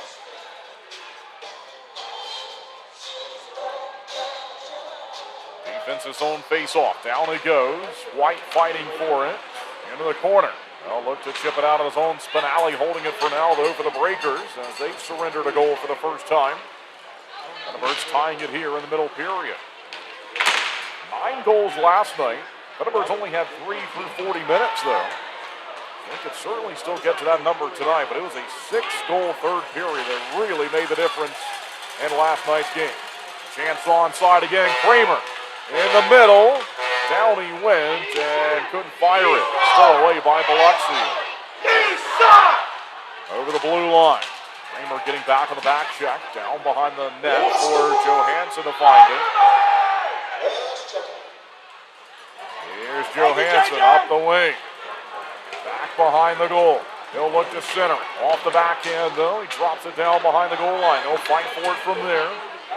Along the near side, and it's pounded out to center.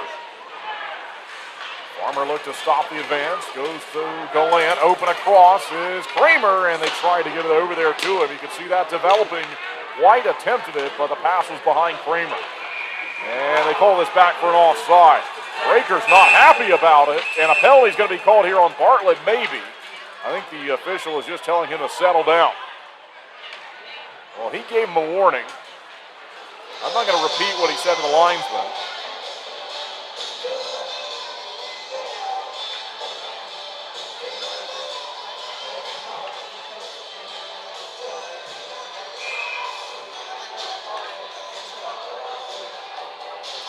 Face-offs outside of the Breakers' attacking territory. And down he goes. I'll snap it near side. Malayans onside. Goes in front there and washed away to the near side corner. See if Thunderbirds can fight back. They have fought back to tie the game, and nearly a 2-on-1 in from center. Well, they push it down behind the goal line. Back along the near side. Heavy collision with Keeley in search of it. There's a heavy hit. John Salak stayed on his skates as the Breakers pull it back behind the goal. Well, moving around the zone here. 14:37 to play in the second period. Tie game 1-1. Biloxi onside as they advance it up the rink. Drop pass, turnover, 2-on-1, maybe. It's Butina with Keeley, and he tried to get it to him, and he slid it just out of his reach as it went into the corner. Breakers advance the other way. Thunderbirds steal again. They may have numbers once more. Chris Mott searching for it, but detected and swatted away from him. Down into the defensive zone by Grant Bondi. Bondi wears number 10 for the Thunderbirds. Up to Cole Crowder. Fire stick save made by Anton Borodkin. Found by the goal scorer, Jacob Schnapp. They'll battle for it. Back behind the net. Mott run into. He gets it. Shoots one. Save made again by Borodkin and then stolen away high in the zone. And played out through the neutral zone. 13:42 left to go in the Flow second period. Move down the rink, in on Borodkin, makes a play on it, covers it, and that'll send us to the break. So the Thunderbirds have tied the game here in the second period. Jacob Schnapp, and it's a 1-1 game. We'll be right back with more Twin City Thunderbirds hockey.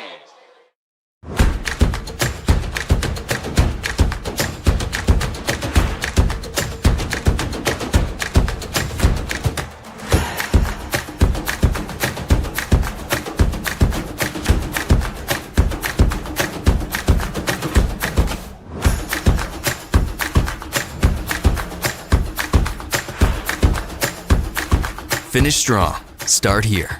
Atrium Health Wake Forest Baptist. When you're craving that slow smoke flavor done right here in Winston-Salem, there's only one place to go, Honky Tonk Smokehouse. From tendered pulled pork and fall-off-the-bone ribs to fresh house-made sides, Honky Tonk has it all. Not a meat lover? They've got delicious vegan options too. And when it's time to party, let Honky Tonk Smokehouse handle the catering and event planning. They'll bring the flavor to you. Stop by 145 Jonestown Road and taste why the locals here can't get enough. Honky Tonk Smokehouse.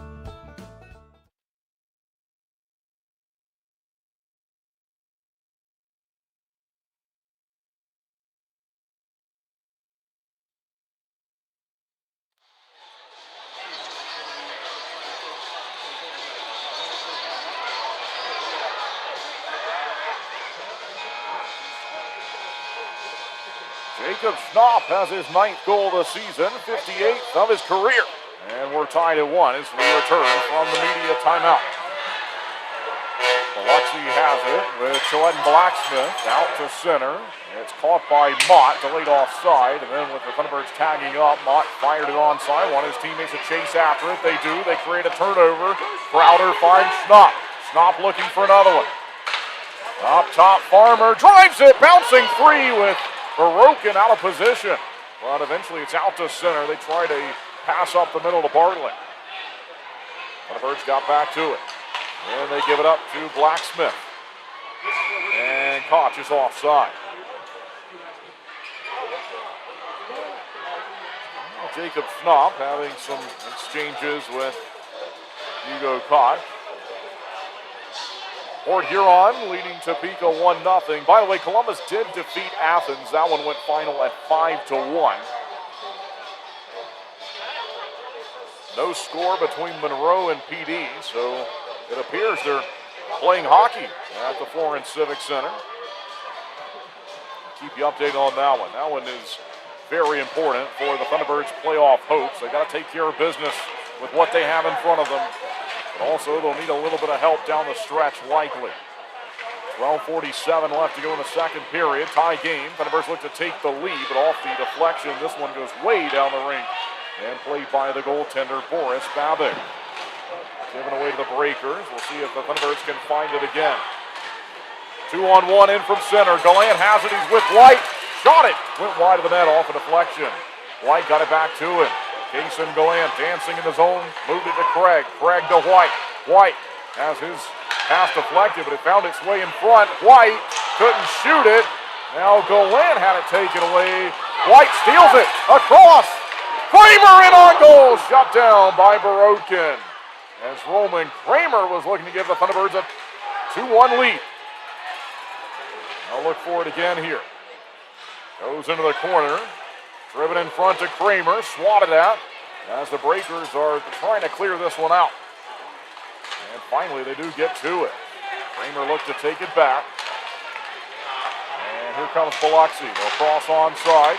No shot as it was stolen away by Matt Garcia. Way across the ring. Pass was bouncing and was behind Gallant. Threw it down to himself. Played it ahead. Now he's run into. And the Breakers will steal it. Jerry Pastuca had it taken away from him. No, he didn't. Somehow he battled back there. Breakers had two players on him. Eventually it's up to Keeley. He's in behind everyone. Fire save made by Barokin. Nate Keeley with a chance to give the Thunderbirds a 1-goal lead. We're tied at 1 with 11:11 left to go in period 2. It's the Flow's second period here on the broadcast. In the corner, this will be Bondi. And Bondi out towards center, up to Keeley. Nate Keeley, he'll try it again, onside here. Back he goes to Select, score!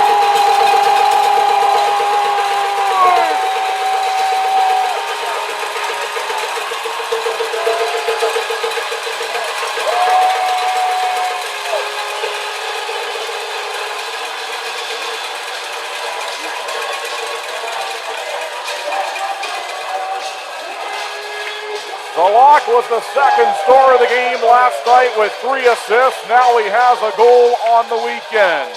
Goal number 18, 163 of his career, 18th of the season. And the Thunderbirds take the lead, 2-1 on Twin City's 32nd shot of the night. And so down by 1 after 1, back-to-back goals here in the second. Look out, Breakers looking to tie it. In front they go, in on Babic, and taken aside by the red sweaters. Thunderbirds in the black sweaters last night, red sweaters tonight. They'll be in specialty sweaters tomorrow. Schnapp dances in front. Jacob Schnapp, he powered it wide. They're looking for it along the near side post. Dumas was tied up. What a chance there.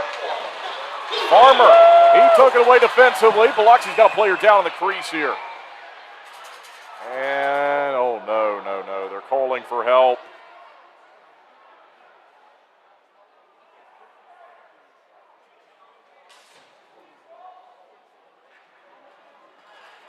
Well, that's Ross Bartlett who's leaving, and I think he hit his head on the post.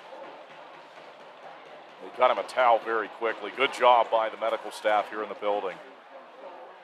This is 2 nights in a row. We've seen something scary. I hope he's all right. He was running off immediately, and Jack Johansson for the Thunderbirds, he got hit in the face with a slap shot last night. He had some stitches, and thankfully that's all the damage that he collected from what could have been really worse than that.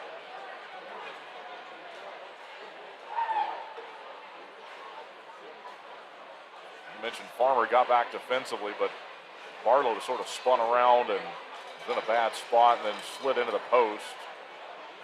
I think that's what he got clipped with. We saw Zach White go down not too long ago to our right, and he slid a long way and went into the boards, but they're going to move this face-off outside the zone. They get a round of applause. I think Bartlett just might have stuck his head back out from the tunnel, so hopefully he's okay and can continue. That's not good to see. All right, we're back playing. Thunderbirds have a 1-goal lead at 2-1. So Ed Blacksmith fires one, and Babbitt's got it. Good save made by Boris Babbitt after that pause. All right, so Cap runs back out to the Thunderbirds bench during this brief stoppage. Support staff here do such a good job, and Damian Poole, he goes by Cap. And local firefighter here, 1994. He does such a great job, and he's right now on the Breakers bench to assist them with anything they may need over there on that side. All right, we're back playing. Here comes Craig, and trying to zip it over to Kramer, but the pass was away from Kramer. He got it, though, eventually from Gallant. Kramer, White's wide open. Can he get it to him? And swiped away from him. Zach White put himself in a good spot there. Now they get it to him. White in front. He goes backhander, tried to find some room, and it went up and out. So it's a puck out of play. You hear the frustration from White, and that sends us to the media timeout. We'll be right back with more Twin City Thunderbirds hockey. Looking to buy, sell, or invest in real estate around Winston-Salem and the Triad? Meet Jennifer Sapp, your trusted local realtor. With nearly 30 years of deep experience, Jennifer specializes in everything from historic homes and remodels to investment properties, college town housing, and short sales. She's known for honesty, integrity, and making the process as stress-free as possible. Ready to make your move? Call 336-782-3148 or visit jensapprealty.com today.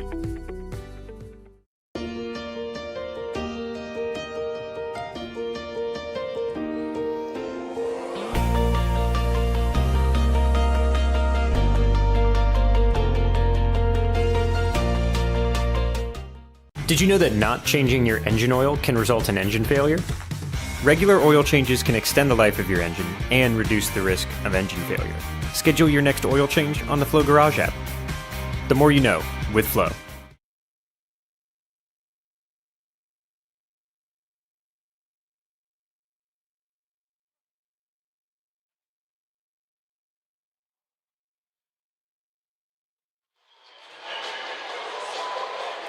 We return from the media timeout. We have 9 minutes and 34 seconds to play in the Flow second period. We just crossed over the halfway point in regulation as the Thunderbirds have a 1-goal lead. It's 2-1. They won the face-off here, working high in the zone. Now it goes to Roman Kramer. Kramer stick handling. He'll pull it to Jason Gallant. Sees an option. I think he was looking for Craig, but it was found by Kramer. In front they go, tipped wide. Far side. As the crowd comes to life with this 1-goal lead at 2-1. Jacob Schnapp on the board and Jan Salak with a back-to-back scoring plays here in the second period. Thunderbirds were down by 1 after the first period. It was Schnapp at 3:17 and Salak at 9:08. The time of the goals in this period. Craig with a heavy hit there in front of the Biloxi bench. Now by White.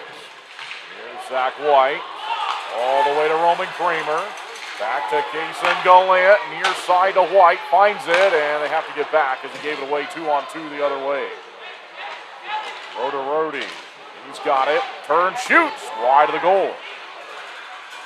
Out towards White, and this was played offside, and so that brings us to a stoppage.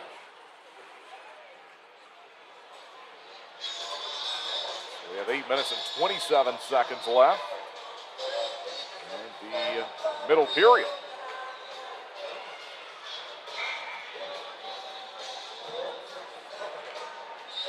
Out-of-town scoreboard report, still no score with Monroe and PD.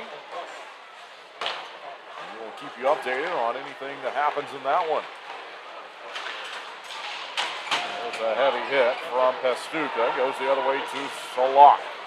Salak has the game's most recent goal. And he parks himself behind Babbitt. Now he starts to charge out the other side and eventually gave it away high in the zone to Thornton, who gave it away to Keeley. Keeley out to Butita. As he's trying to stretch around the defender. 7:55 left in the period. Penalty called against Pestuka. He's not going to like it, but that's the call. And so this is going to put the Thunderbirds back to the Bobo's Deli and Grill penalty kill.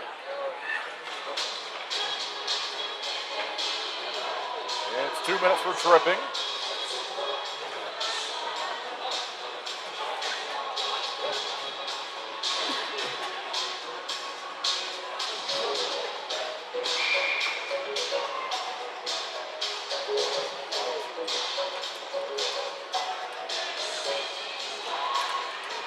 Face-off goes away from Keeley.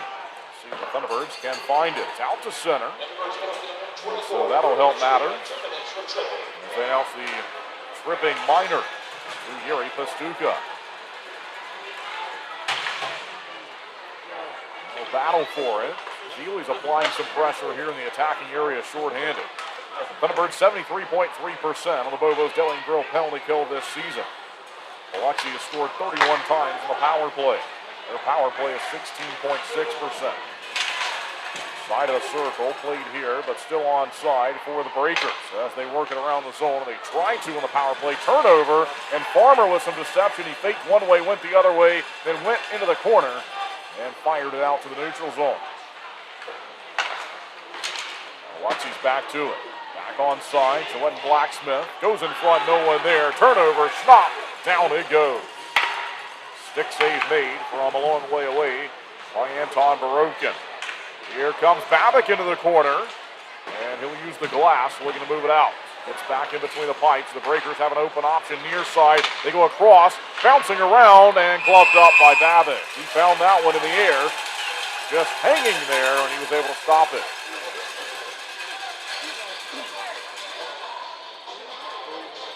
We have 6 minutes and 37 seconds left, and period number 2:45 left to go on the Thunderbirds penalty kill.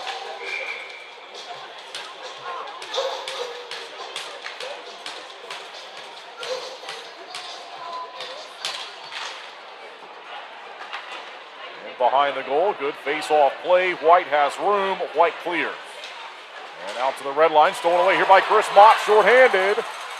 Nice move, but then it was stripped away from him. Back to center, and then back for the Thunderbirds and Garcia. White with his hand in the air looking to direct some traffic and move down the ring. 23 seconds left. Thunderbirds looking to go 2 for 2 on the penalty kill here tonight. Crossing onside, stolen away, and that should do it as Craig clears one last time. They killed off a minor to Johansson earlier this period. They're going to kill off this minor to Pestuka as we return to even strength hockey 5-on-5. Twin City finds it, Pestuka all alone, in fakes, backhander, shut down by the glove of Anton Barokin. Pestuka came out of the box, and I think everyone forgot about it. They got it to him on the far side, and that was like a penalty shot or a shootout. He had all the time he ever could have wanted.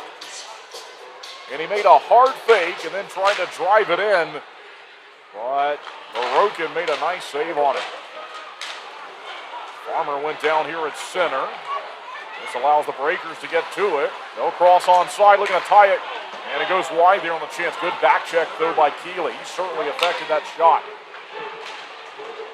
They'll try to hunt for it in the corner. Off the backhand from Salak. It's played offside here. And the Breakers have to go back. And so this allows Keeley to catch up to it. He makes a play back to Farmer. Thunderbirds in front by 1. It's Salak, and they call Keeley for an offside. So we've got a stoppage, 5:06 left to go in period number 2.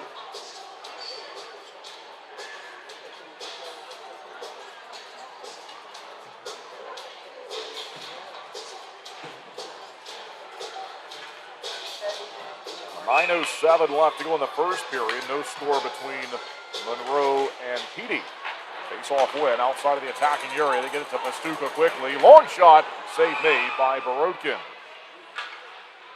We have exactly 5 minutes left to go in our second period. So the next stoppage, unless it's a goal, will send us to our final media timeout of period number 2. For now, offensive zone face-off. Chris Mott is ready. He's got Cole Crowder back behind him. Crowder gets it, rips one up and out of play, and that will send us to the break. All right, we'll be right back with more Twin City Thunderbirds hockey. I want to stop being sidelined by pain. I want to tell him I'm in. I want a surgeon who speaks more knees than he can count. I want the best care in the game. I want a team that's with me every step of the way. I want to bounce back fast. I want to show them my best is yet to come. For the best orthopedic care, you want Novant. Novant Health. Best surgeons, amazing nurses, remarkable care.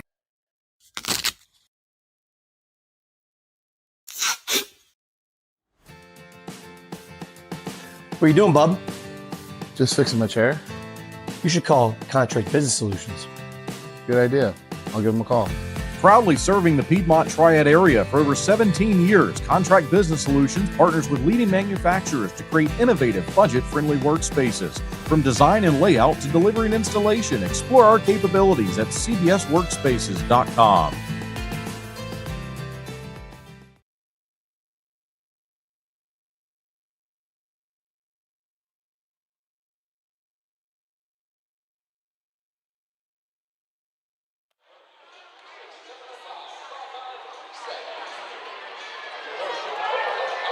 Welcome back from the final media timeout of the second period. Thunderbirds were down by 1. They've answered with 2 consecutive. And it's a 2-1 hockey game favoring the hometown Thunderbirds. Face-off win. Bondi towards the net and up and stays in play. Off a deflection. That one nearly made its way out. Now Bondi back defensively. Could be a 2-on-1. Moran has it. Near side doesn't fire it though. Nice hit by Pastuca. They'll tie up for him along the near side boards. This is 2 hours left. And 4.5 left to go in the Flow second period. Everyone playing nice for now as finally it came free and was in on Babbitt. He was able to make a long save. Flip through center. Racing after it here is Dumas to the near side corner. Back behind the goal, Spinelli. All the way around the zone. Cole Crowder has found it. Goes ahead in front and trying to give a play to Dumas. They'll chip it back behind the goal line, far side. They'll race after it, collected by the Breakers. 16 minutes left. 16 minutes gone by in a second. Under 4 to play. And found by Craig. Connor Craig up to Zach White. And tried to find Kramer, gave it away, and then he blocked with the stick from White. Prevented that from going towards Babbitt. Eventually we'll have a stoppage. 9-2 the final here last night. Thunderbirds all over the Breakers in the third period specifically. They outscored them 3-0 in the first. 2 goals for Biloxi in the second period. Made it a 1-goal game. And then the Thunderbirds eventually found 6 in the third. 9 overall. The Breakers last night, it was the 7th time this season they have allowed 9 or more goals in a single game. They've given up 12 twice. Here's Gallant. Back onside with 3:27 to play in the middle period. Let's see if the Thunderbirds can take a 2-goal lead.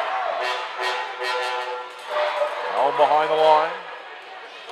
Kramer, good hit. Turnover forced in front. Off the backhand. What a play there from Gallant. But a save made on him by Barokin. Long shot goes wide. Found by Kason Gallant. All the way around. Near side. Here comes Connor Craig. In front, one-timer from White. That got deflected. Spinning down is Gallant. Now we're going to have a fight. Garcia jumps in and wrestles Trey Fisher down to the ice.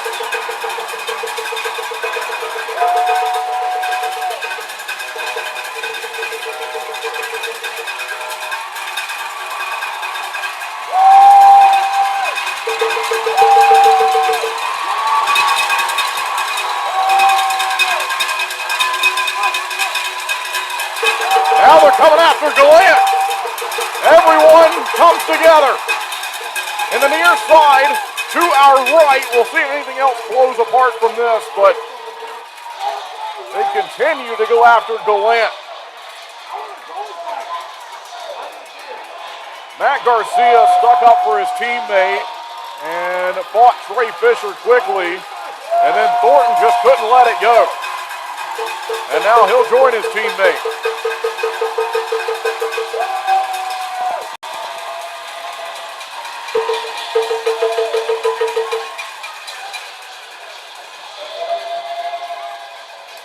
And so this should turn out to be a power play for the Thunderbirds. It was an original collision. By the way, look at everyone coming over to give sticks and glove taps to Garcia.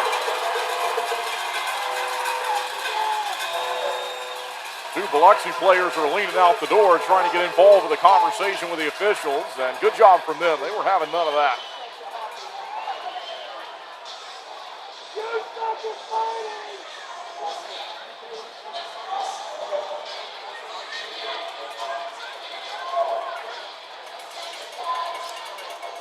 Well, there was going to be an original penalty on the hit to Gallant, and then possibly there's going to be a penalty called to Garcia for jumping in for his teammate there. And so then we see Thornton got something extra.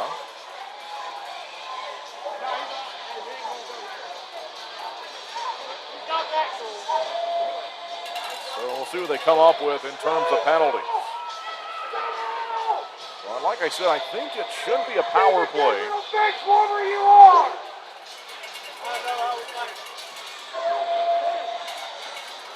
Well, I don't want to say anything, but it's the first time I've called Trey Fisher's name the whole weekend. I will say that.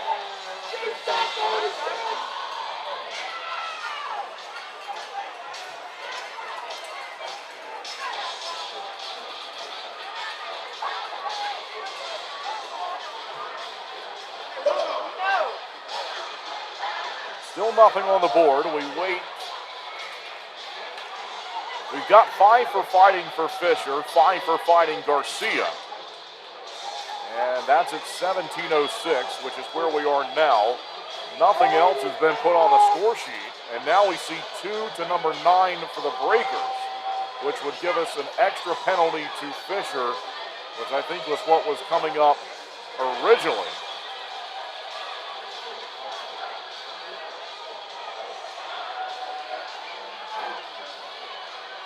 So now the Thunderbirds will work on a 5-on-4, it appears.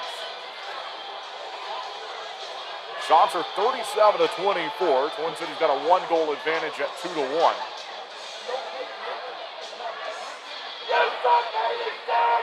And right now they are set up in the zone on a 5-on-4. I think the only pause is the coaching staff for the Breakers getting an explanation.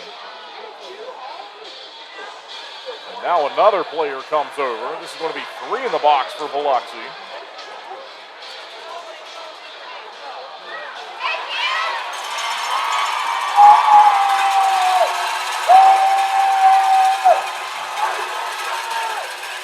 It's A.J. Schlepp.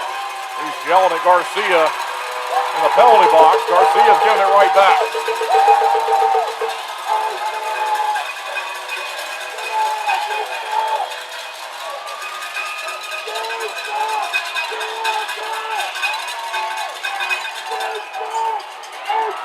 The official's coming over to Schlepp, and he's saying, yep, we've had enough of that. You can sit down. Now he says the same to Garcia. Garcia says, wait a minute. He came over and started talking to me. I was just sitting here. He was a tough guy until he got in the box. Here's Kramer on the power play. Let's see if the Thunderbirds can capitalize on this and take a multi-goal lead going into the third. Babbitt's all the way across with his pass to Kramer, so he had to go back and get it behind the net. They'll announce the penalties. And here goes Craig up the middle, right over the red line. He'll chip it ahead, and he'll chase after it down behind the goal line. Near side, Keeley. Keeley's got it. Now it's Gallant. Up top to Kramer. Across they go on the power play. Connor Craig off the backhand into the corner. 2:10 to play in the period. 1:14 left on the power play. Near side to Craig. Long shot. Save made. Rebound. They score!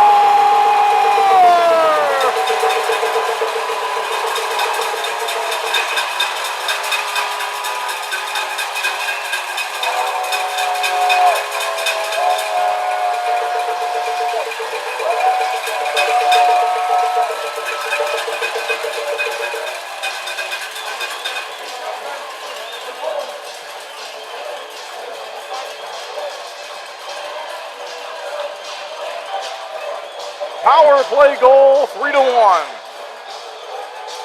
Jacob Stopp now goes over to Schlepp. He says you can turn that off. Otherwise, I'm going to have to deal with you. 39-24, shots on goal. 39th shot goes in there for goal number 3. 18 minutes gone by in the second period. And the Thunderbirds down by 1. They have scored 3 times in the second. They go up by 2. Icing pole here as they didn't make the red line. We'll hear the announcement for the goal as it's chopped in the power play. Nate Keeley. It'll be Keeley from White and Gallant at 17:57.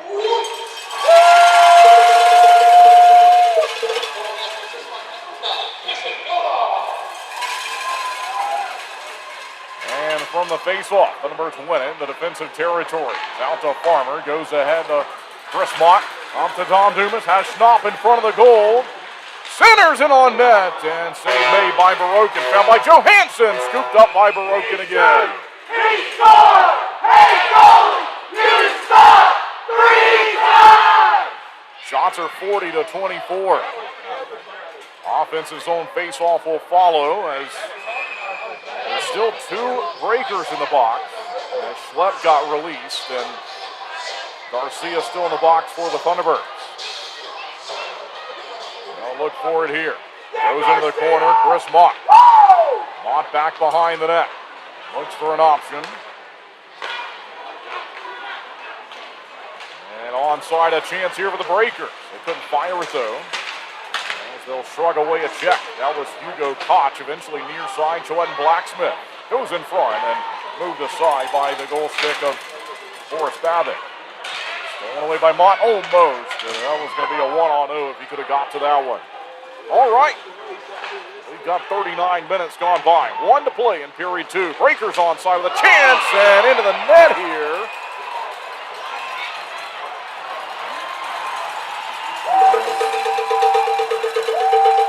Babbitt is down in the goal, and they're having to bring out the medical staff again as Cap will jog out there. It's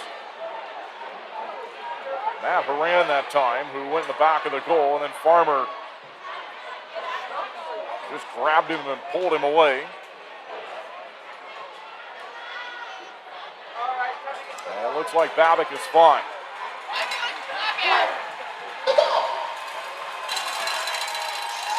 And so this series is starting to heat up a bit.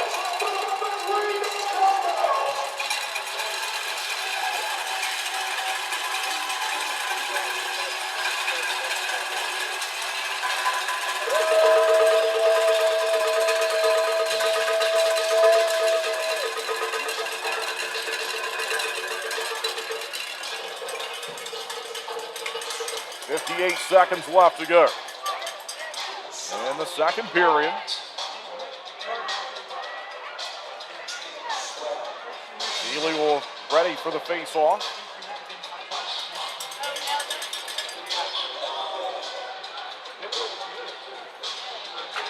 All right, down it goes. They'll fight for it. Thunderbirds looking for it high in the zone. They find it with Salak. Salak charges ahead, right at the logo at center. Up the wing it goes. Here's Keeley. Puck got on edge, stood up tall, and then it fell down flat. Found by Butita. 41 seconds left in the period. Pestuka punches it forward. Picked off. Back and forth they go. Found again by Pestuka. Down the wing to Butita in front. Salak open. Backhander goes wide. It goes high off the glass. Stays in play. And the Breakers are going to find it. They'll move it down the rink. They scored with 15 seconds left to play in the second period last night. Looking for another one here with 20 seconds left. Connor Craig throws his man down, but a penalty will be called.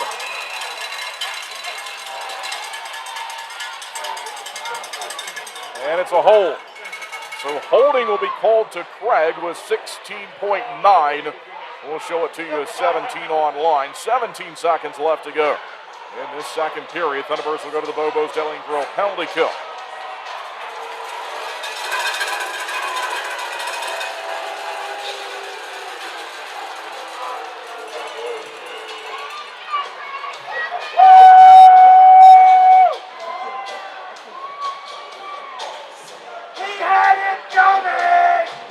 Late in the second period. Thunderbirds have the penalty killers out there. Jacob Schnapp, Zach White, James Farmer, Jack Johansson. Here we go. There's the face-off, goes in the corner. Johansson to Schnapp, and it went by him. They'll stay on side for Biloxi for now. Thunderbirds aggressive, trying to steal. Breakdown down low, a chance in front. They fire and score. And it's 3-2, power play goal for the Breakers. And now we have a one-goal game again. 6.2 seconds left to go in this middle period.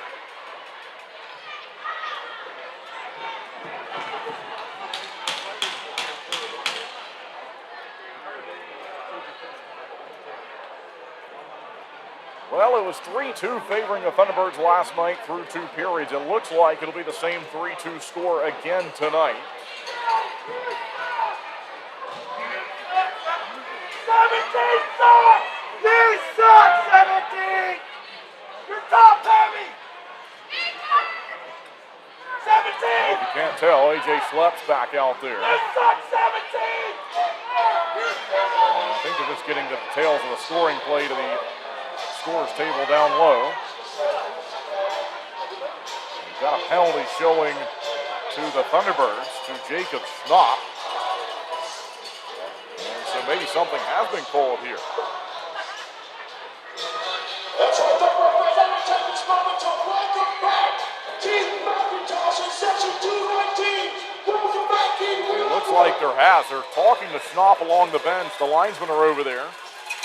Coach Harrison getting explanation, and I think he's real pleased here. So it looks like Schnapp has been penalized, and this is going to put the Breakers back on the power play.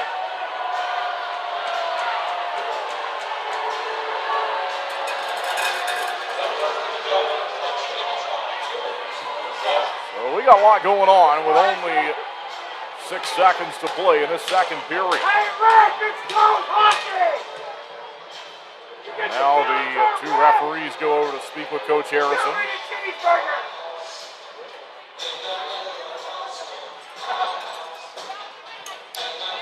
Lucas Pekarchek has made it a one-goal game. He's got the power play goal at 1954. Schnapp slashing at 1954. As we're back playing again here late in the period. Gallant's got 2 seconds to shoot it. There it is. It was blocked. That would have counted. And that's it for period number 2. So that was an entertaining period of hockey. It's one the Thunderbirds get their offense to come alive. And they had a 2-goal lead. It's back down to 1. So it's a 3-2 game. And we'll see if Twin City can do what they did last night. You wouldn't expect that, but you never know with 6 goals in the third period.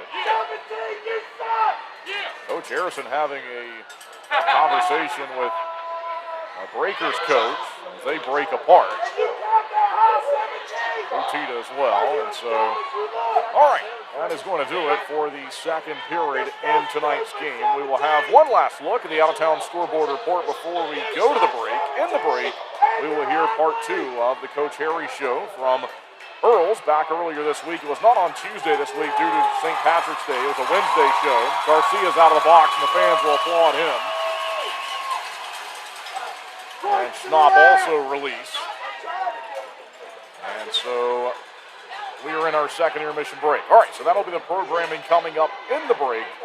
And there's no score with Monroe and Petey in the first period. So we will step aside and head to the second intermission break. We'll be right back with more Twin City Thunderbirds hockey. When it comes to performance, speed matters, just like on the ice. Introducing same-day dental crowns right here at Twin Oaks Dentistry. With cutting-edge technology, we craft crowns on site, eliminating the need for temporary. As proud sponsors of the Thunderbirds, we understand the need for top-notch performance. We're more than just dental care. We're your partners in achieving your best smile.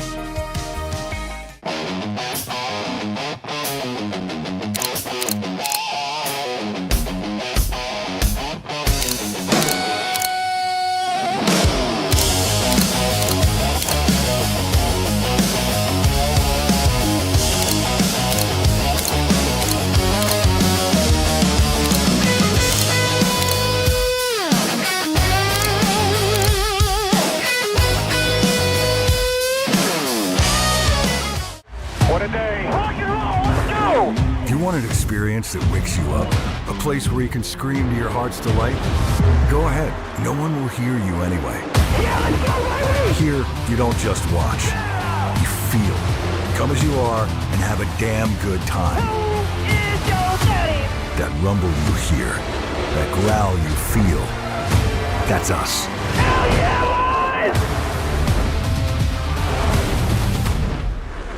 Looking to buy, sell, or invest in real estate around Winston-Salem and the Triad? Meet Jennifer Sapp, your trusted local realtor. With nearly 30 years of deep experience, Jennifer specializes in everything from historic homes and remodels to investment properties, college town housing, and short sales.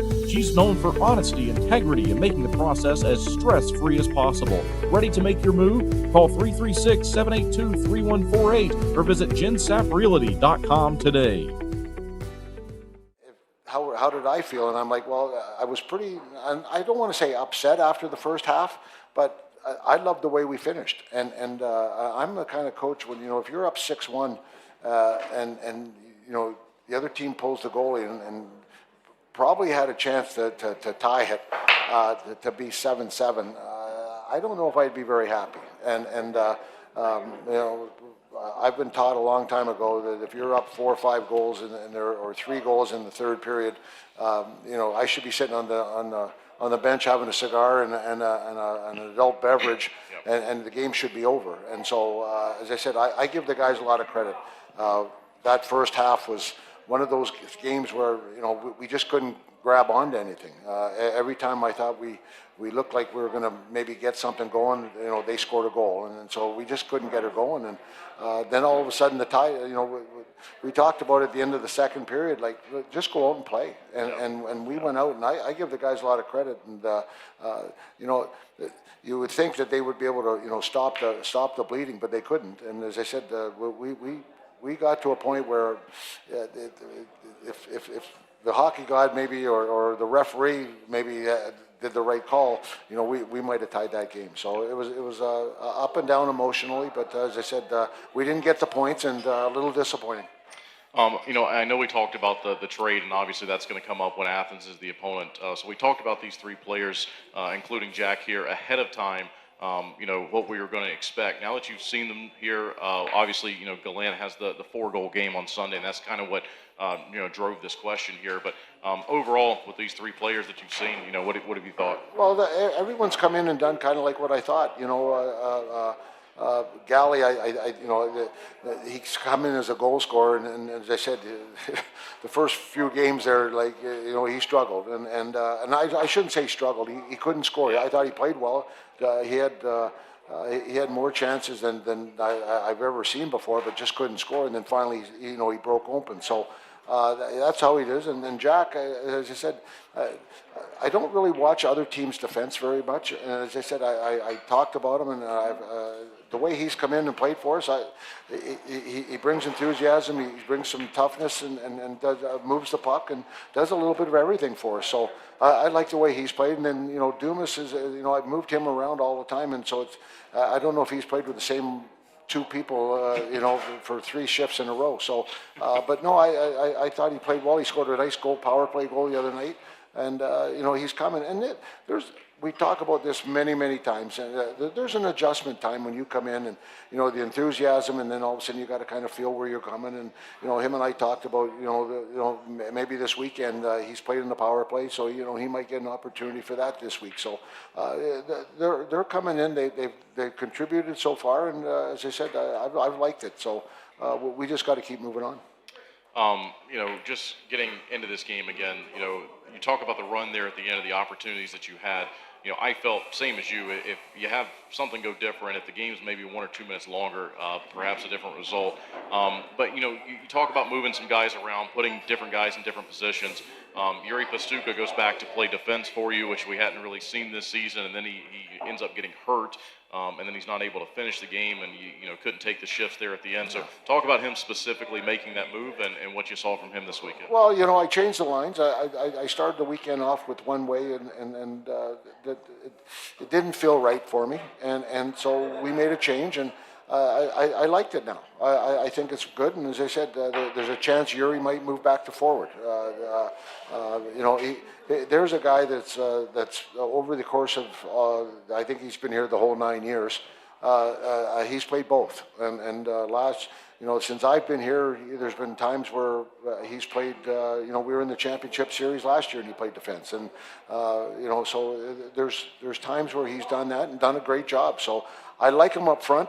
I like him behind, but as I said, he's a more of a forward than a defenseman. But as I said, he does a great job back there, and he moves the puck. And as I said, we'll just see where he's at this weekend. And the one thing about this right now is, and the guys are going to have to understand, we don't have time to, this line's not clicking, or this. A defenseman's having a bad night, and everyone goes through that.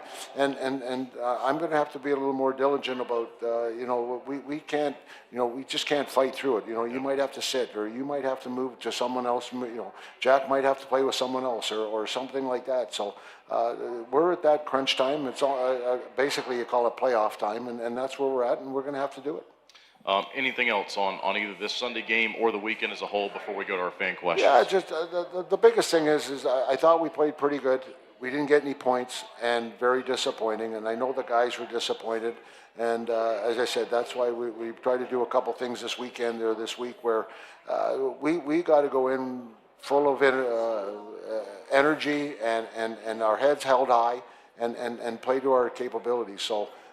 That's what I think we'll do, and as I said, I think we'll do that this weekend, and we got to get some points.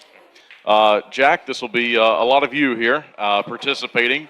We'll get you some easy ones to start, though. Just says, do you have any pets? I do. I have a 12-year-old German Shepherd mix named Sheba. She was actually rescued from North Carolina. So. Oh wow! Yeah. Wow, that's really cool. Cool. This one says, where did you play hockey last season? Last season I was at school, which is Fitchburg State University, small state school, Division III in Massachusetts. So, what is your nickname on the team? JJ. JJ. Okay. Did you get your degree? I did. You did? Yeah. Cool. That's good. We got a lot of degrees on our team. Yeah, we do. Some of the degrees I'm not really sure about, but I know we got a lot of degrees apparently. Boots is communication major. I don't know that one. That's just because he talked all the time. Yeah, I don't think he actually got a degree. That's right. Did you know anyone on the team besides the guys that you were traded with before you got here? I played against Cade Hanley for 4 years in college. Wow. Okay. Yeah. So I knew of him. Never actually met him, but yeah, I played against him for 4 years. So. What do you think now that you have met him? Oh, great guy. Sit next to him in the locker room. Really good guy. Yeah. When did you first start playing hockey? I was 6, I believe. I started pretty late. Okay. Yeah, 6 years old. So about 20 years now. Yeah, that's crazy in this sport that 6 is pretty late. Yeah. Yeah, you're right. Yeah. But you know what? I've known some guys that actually started late and everyone goes, oh, how did you make it? And these guys played in the National Hockey League. Oh yeah.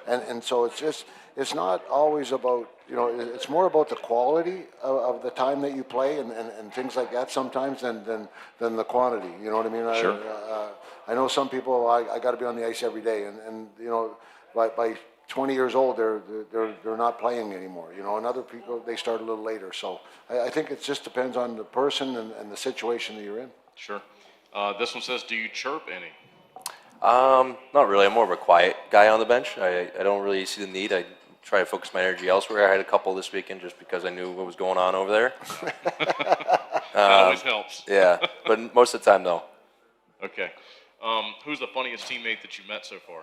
Oh, Boots. Boots or Schnapp. They're characters. Okay. That's fair. I don't would know. agree with that. Yeah, I've never heard of funny before, but I know they're called characters normally, but I don't know about funny, but that's character.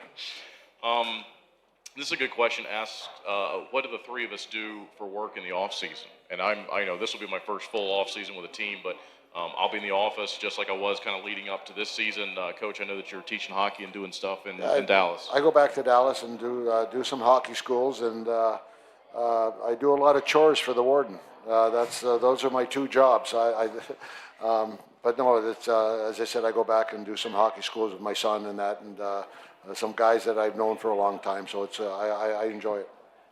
Yeah, I go back home. We were just talking about it earlier, but I go back home and work excavation. So. Yeah.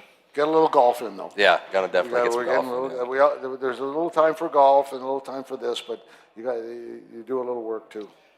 This question, Coach, what's the biggest comeback that you've been involved in, either as a player, as a coach? Like I said, that one was getting ready to be 5 goals the other night, which was going to be incredible. The one night I was in Danville, I think we were down 6-0, and we came back and won.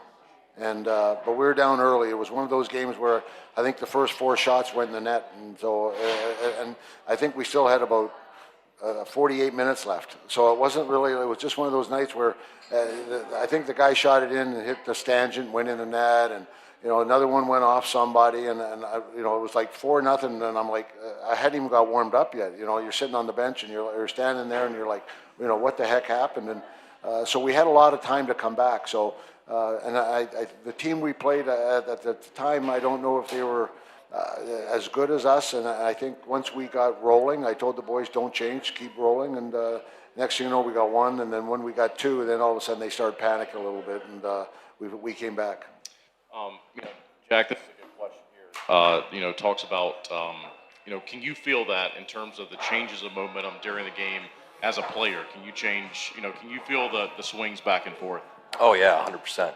It was interesting on Sunday to go where we were so low, and then when we got 1, it felt like the bench had life again. Yeah. And I knew something was going to happen. I don't know if it was going to be 2 or 3 or 5, but it ended up being that way. You can feel it for sure. Whatever side you're on, you feel it coming. It's kind of ironic, but they had a play when we scored our first on the comeback, and they had full possession of the puck. They're coming down the ice, and they tried to make a cute pass, and it went over a stick, and there was a turnover, and we went down and scored.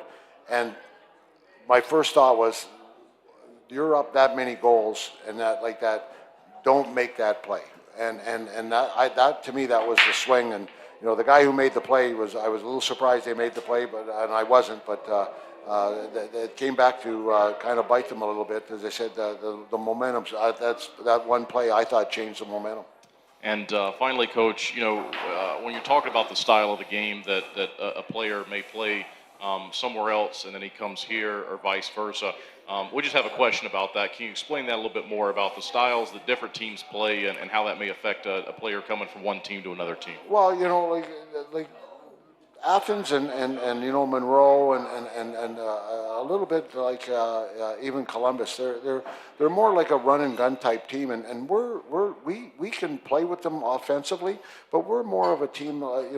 The one thing I'm probably the most proud of is my first 2 years here and the 3 years I was in Danville. Like, we had the best goals against, but we also scored a lot of goals. And like even this year here, we've been a little off. But you can still score goals and not give up goals. Like, I don't mind a 6-5 hockey game if you get into those games. But I'd rather win 4-1 You know what I mean? And that's the way we play. And as I said, so it's a little different. So the games like those teams there, you go there, it's just okay. We're going to try and score as many times as we have, and if they score a goal, well, it's okay. We'll just try and get another one back. Where like the other night there, when they were up by 6 goals or 5 goals.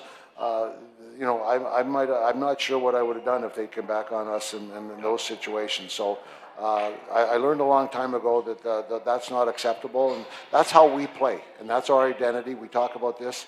That's how we play, and we got to play that way. We can't play up and down. I think we're skilled. There are a lot of skilled guys here too, but that's not the way we play, and we got to play the way we have. That's all the fan questions that we have. We'll get into our weekend preview now. Coach, you got 3 games coming up here against Biloxi.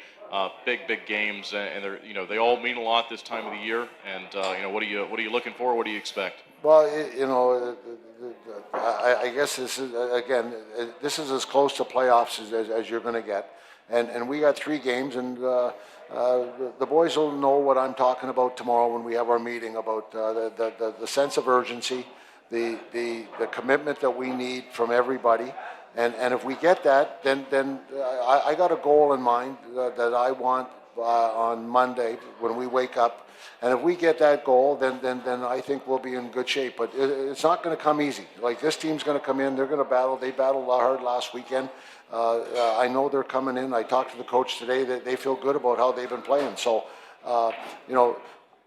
we've played a couple teams in the last probably 3 weeks where maybe we should have got some more points, and we didn't get the points that we thought we got to get. So this weekend here, we've got to buckle down and not accept, and I won't give you the number because I don't want to throw it out there, but we can't accept something less than I think we deserve or what we should have this weekend. So that's what we got to do.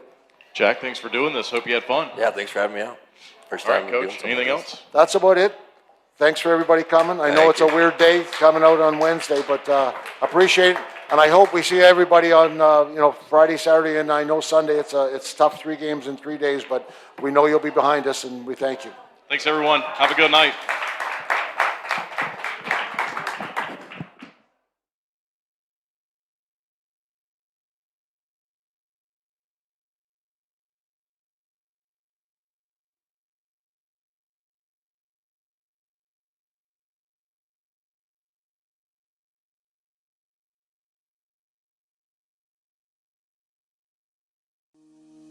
Maple Chase Golf and Country Club offers the best in recreational amenities in the Triad. Come enjoy a meal at the Pine Brook Bar and Grill, relax by our pool and cabana, and gear up at the Pro Shop while sharpening your skills on our 9,000 square foot putting green, and play around on our 18-hole Ellis Maples designed championship golf course. You can find out more at maplechasecc.com. That's maplechasecc.com.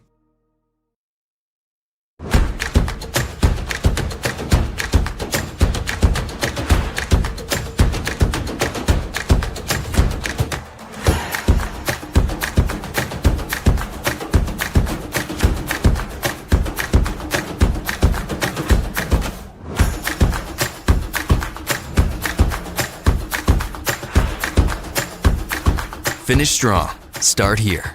Atrium Health Wake Forest Baptist. 2 pillows, endless possibilities. At Cotton & Crate, we make it easy to refresh your home season after season.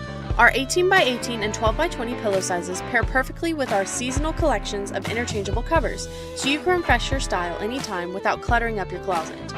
We're proud to team up with the Twin City Thunderbirds, celebrating hometown spirit and the comfort of home on and off the ice. Thunderbirds fans, enjoy $5 off your order at cottonandcrate.com with the code TBIRDS5OFF. Cotton & Crate, 2 pillows, endless possibilities.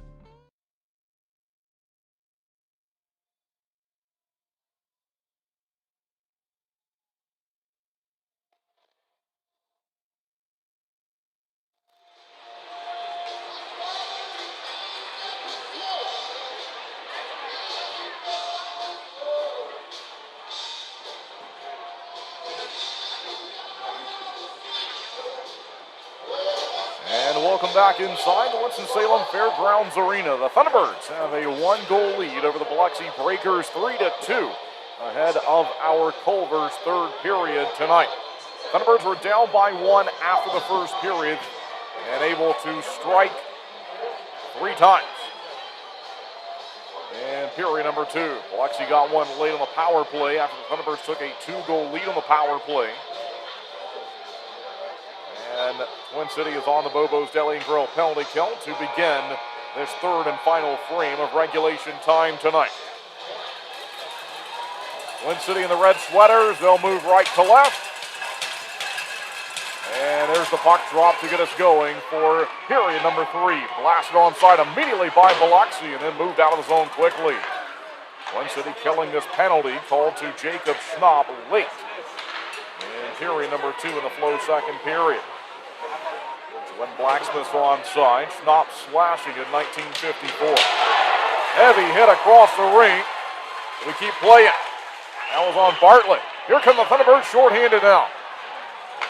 White got it up to Craig. Fires one. Save made by Anton Borodkin. Bartlett was blasted down there. And no doubt shaken up after that hit. Hungry fans, nothing beats a Culver's Butterburger. Fresh, never frozen beef, seared to perfection and served on a lightly buttered toasted bun. Stop by Culver's at 2973 Fairlawn Drive in Winston-Salem. Culver's, welcome to delicious. Offensive zone face-off for the penalty killer. And down he goes, moved away from Nate Keeley. And he ran into Karchik, who went down. Chance onside here, look out, wrap around, far side, and they couldn't drive it as Jan Salaka was able to get back and affect the play. Not out of the zone though.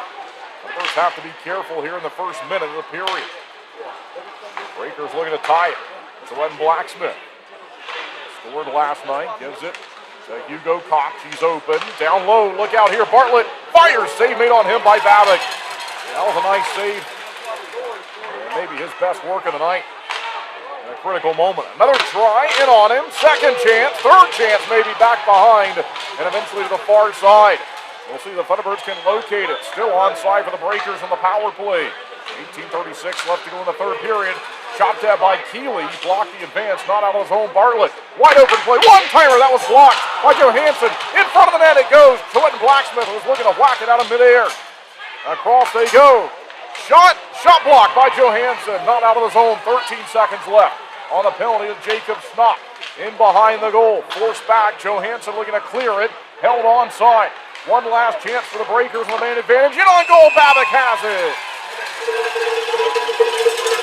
And 2 seconds left on the penalty to Schnapp. You can see Boris Babick slow to rise here. He gets up, perhaps getting a little bit tired. He's faced 29 now in tonight's game. Biloxi had 27 the entire night last night. They're going to end up with more than that. They already have 29. Back down, in behind the net, actually the far side corner it goes, and that's it. Thunderbirds kill it off. So we play 5-on-5 even strength. Twin City is in front by 1 goal at 3-2. On the near side with Roman Kramer searching for possession. Out through center, White and Gallant nearly broke onside together. There's a hit from Pistuka. Jacob Schnapp, Jan Salak, and Zach Wright have the Thunderbirds goals in tonight's game.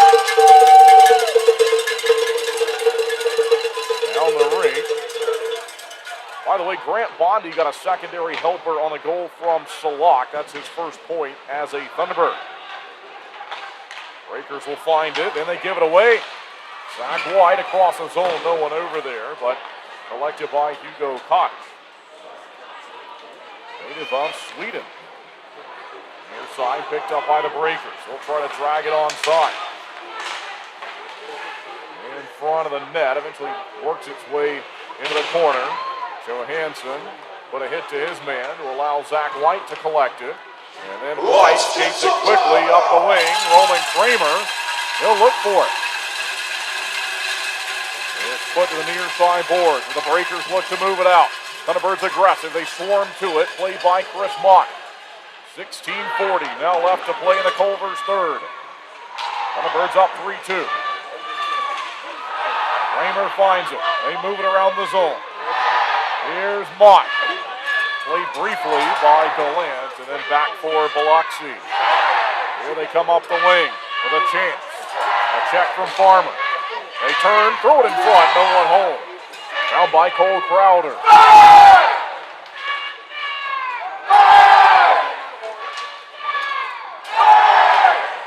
Up the wing, Mott tries to feed a pass to Crowder. Crowder behind the goal, strong on it. Now he slides it quickly across the zone. Yuri Pastuka, they'll get to it. Kason Gallant inside the line. Pastuka near side, just out of the reach of Bondi. And then they find it with Crowder. Old Crowder up to Grant Bondi. All the way across he goes to Yuri Pastuka. Curls around, high in the zone. Long shot away from Mott through a screen, goes wide. They'll look to clear, they will. Fouled by Pastuka in front of the Thunderbirds bench.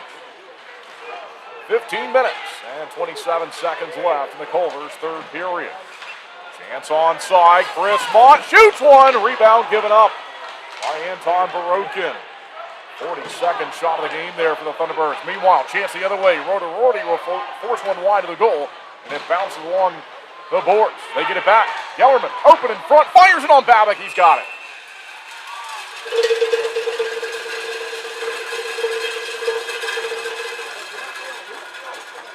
Trey Fisher is released, as is Matt Garcia.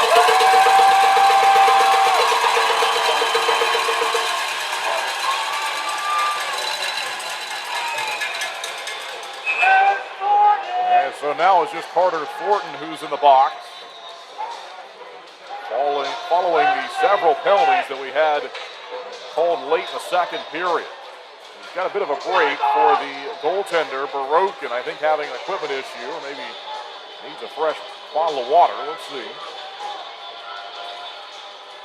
So he goes back over.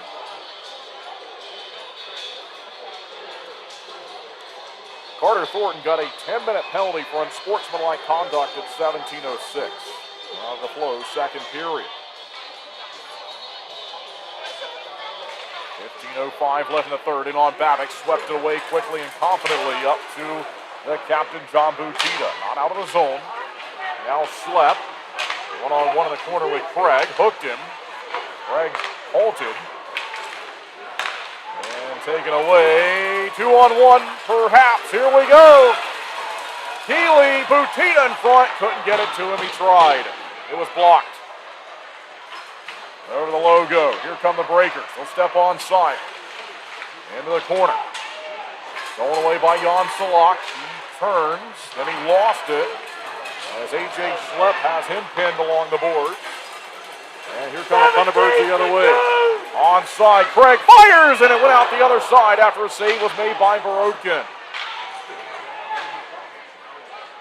14-13 left in the Culver's third period. There's a heavy hit at center. Twin City gets it again. Farmer up the wing. Now it'll be Garcia. Centers in front of the goal. It's right there off the backhand. They tried to stuff it home. Still free in the zone. Fouled by Garcia. Bobbling it around, eventually out to center. He's looking to get it back. A chance onside for the Breakers. They look to tie it in front. It goes kicked out by Babick. Slap shot on a one-timer, blocked, in on goal. Babick shut it down off the redirect, and he covered it.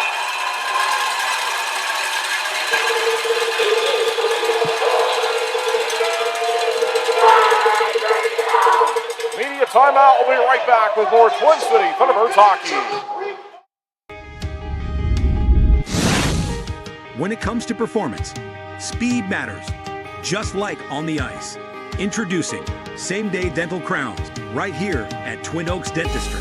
With cutting-edge technology, we craft crowns on site, eliminating the need for temporary. As proud sponsors of the Thunderbirds, we understand the need for top-notch performance. We're more than just dental care. We're your partners in achieving your best smile. Flow Cadillac is a proud sponsor of the Thunderbirds.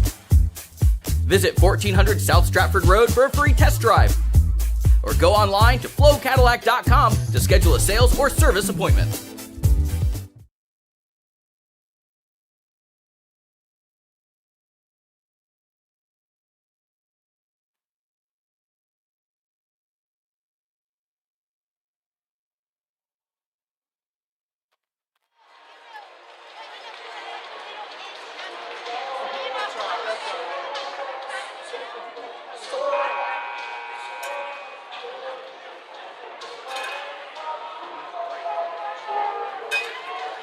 wins his own face-off on the way with 13:42 left to go. And the Culver's third period. Thunderbirds are ahead by 1. And down he goes. One by Biloxi. Long shot through a screen. Goes wide of the net. Bounces off the inboard. Behind the goal, look out. Shot. Save made by Babick. He watched that one go behind him. Now he'll try it on the opposite side. Shut it down. Second chance. He got that one too. Thunderbirds will need to locate it here quickly. Back behind the net. Biloxi is playing good hockey in this third period, trying to tie the game. Here we go. Farmer up the wing with speed. Onside is White. Trying to return it back in front of the goal, and the Breakers block the advance. Thunderbirds looking for it again. White finds it. He's in the high slot, then he moved it up top to Farmer. Fake to drive, gave to Kramer. Roaming Kramer. Zips it down low. Wants his teammates to go work to find it. Gallant does, gives to White, and it's read well. Blocked. Here comes Babick nearly out to the blue line, and he'll flip it ahead. Boris Babick came way out there, elected to go play it. Here's Kramer. They're back on side to Chris Mott. Down low and intercepted. The Breakers will take it right back to the good guys. Here we go. Chance in front, and they nearly able to connect there with Gallant and Mott. Heavy pressure from the Thunderbirds as Breakers will eventually get through it. Jacob Snopp back out there. There's a hit from Bondi. Bondi slides it behind the goal, then a giveaway. High in the zone they go with it. Long shot off the glass. And good position on the far side for Crowder. He's able to collect it and move it to Snopp. Jacob Snopp, far side corner, lost the handle looking for it. He's given a rough ride, stays on his skates. And the Breakers will collect it. Over the red line they go, 11:41 left to play in the Culver's third. Heavy hit there!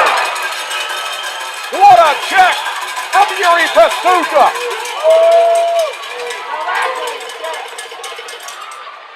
That might have been the hit of the season. What a collision. It was legal and clean. We still play. Crowder in front, trying to feed a play up to Mott, and it's found by Borodkin.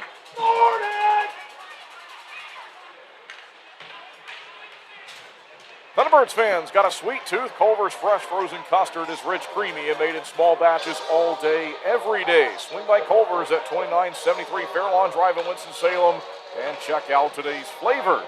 Culver's, welcome to delicious. Face-off victory in the attacking area. Connor Craig steps up, look at him go, fires it on goal. Save made by Borodkin. Connor Craig, confident player now after scoring twice last night. And that one was similar to his second goal of the game in last night's contest, where he recognized that he had some space and just elected to go right to the middle and shoot one towards the netminder. And behind the goal from this face-off, the most recent one in tonight's game. Here come the Breakers in from center. Top of the far side circle, shot. Save made, loose in the crease, swatted at. And all the way out to center. Thunderbirds chop it ahead. Back and forth, they battle for it, and eventually out of the possession of the Red Sweaters. This one moved by Butita. Up the wing, Veyu. Back behind. And a one-timer. Rolled up by Babbitt.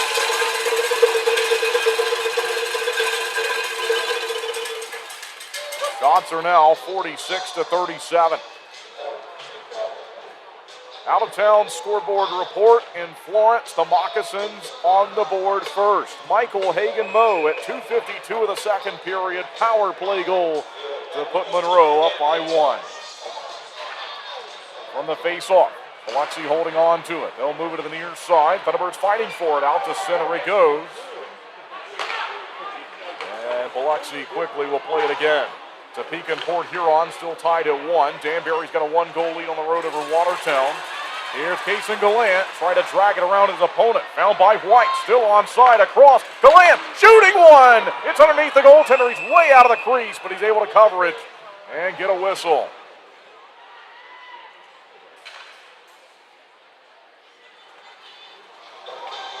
Blue Ridge leading Baton Rouge on home ice, 1-0. Binghamton with a 1-goal lead on the road against Indiana. Monroe and PD will finish their game tomorrow that they started last night. We were set to be the only action around the league here tomorrow with our 4:05 puck drop. But that has now changed with the rescheduled game for tomorrow. So Monroe and PD will play tomorrow. We'll have 2 games on the league schedule. Out to center. Kramer gets it along to Kason Gallant. Gallant shoots it in front, looking for a backdoor tip there from White. They nearly got it. White feeds Kramer. Fires one off the pads of Barokin, who shut him down. Moved out to center. Look out here, a chance. And on goal, they fire it on Babbitt, and he shut it down. A quick developing play in from center on a 1-on-0 break, and the goaltender Babbitt with perhaps his best work. He's been good. He was a 3rd star last night. Now by Bondi. Bondi will send it back to James Farmer. We're just over the halfway point of the 3rd period. 19:15 left to go in period number 3. Thunderbirds ahead by 1. Here's Kramer. Fired one there, and it goes out to center. And from the neutral zone. Dropped onside by James Farmer. Tom Dumas out there with Chris Mott. Yuri Pastuka, who plays it now. Jacob Schnapp and Grant Bondi. Down low for Dumas. Behind the net. Wrap chance in front, looking for a rebound. And a friendly bounce. Found by Mott. Bouncing free in front of the goal still. Eventually makes its way to the near side. Collected by Schnapp. Schnapp goes across the zone with it. Held onside Pastuka. Long drive, looking for a bounce. He got one out in front of the goal. No one there for the Thunderbirds. And now it's played high off the glass, back down, still in the attacking territory. They go way across. Pastuka finds it. Back he goes. Mott will collect it, couldn't fire. Drops it down low. And Dumas got caught with a high stick there. Play continues. They'll move it across the zone. Good aggressive play there from the defender Pastuka to keep this play alive onside. Schnapp behind the line. Out in front is Craig. Shoots one wide of the net. Off the glass, still onside for Twin City. They center, and on goal, save made. Here's Craig across to Pastuka, shoots, and it goes wide of the net. That was Dumas, it was right there, he went down. It remains a 1-goal lead. Thunderbirds looking for more, and a drive that's swallowed up by Barokin. What a flurry of activity. 50 shots on goal now. Thunderbirds still up by 1. It's the media timeout. We'll step aside and be right back with more Twin City Thunderbirds hockey. When you compete at your best, you need a team that keeps you moving.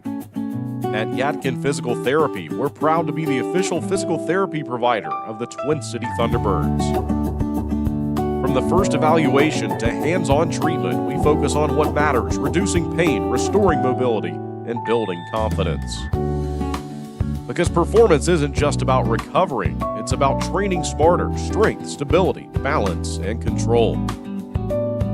Our therapists tailor every plan to each individual so you can return to the ice, the gym, or the job feeling stronger.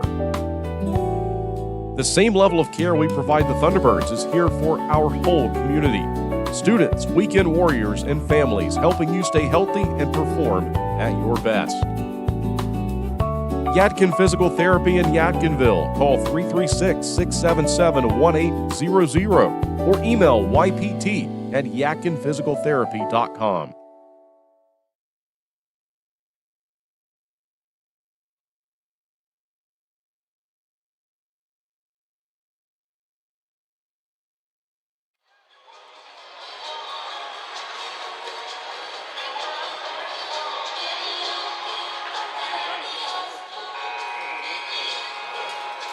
The media timeout has ended. Offensive zone face-off. Down he goes. Jan Salak looking for it. He had that most recent chance in on goal.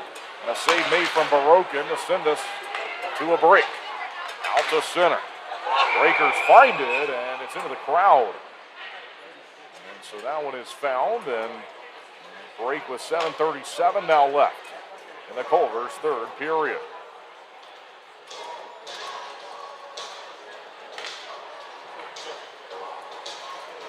Ice Cats are on the board, but Monroe has added another one. The Moccasins are leading 2-1. Thunderbirds trying to track down the PD Ice Cats, who are directly in front of them in the standings and currently hold on to the final playoff spot. Twin City looking to take it away from them.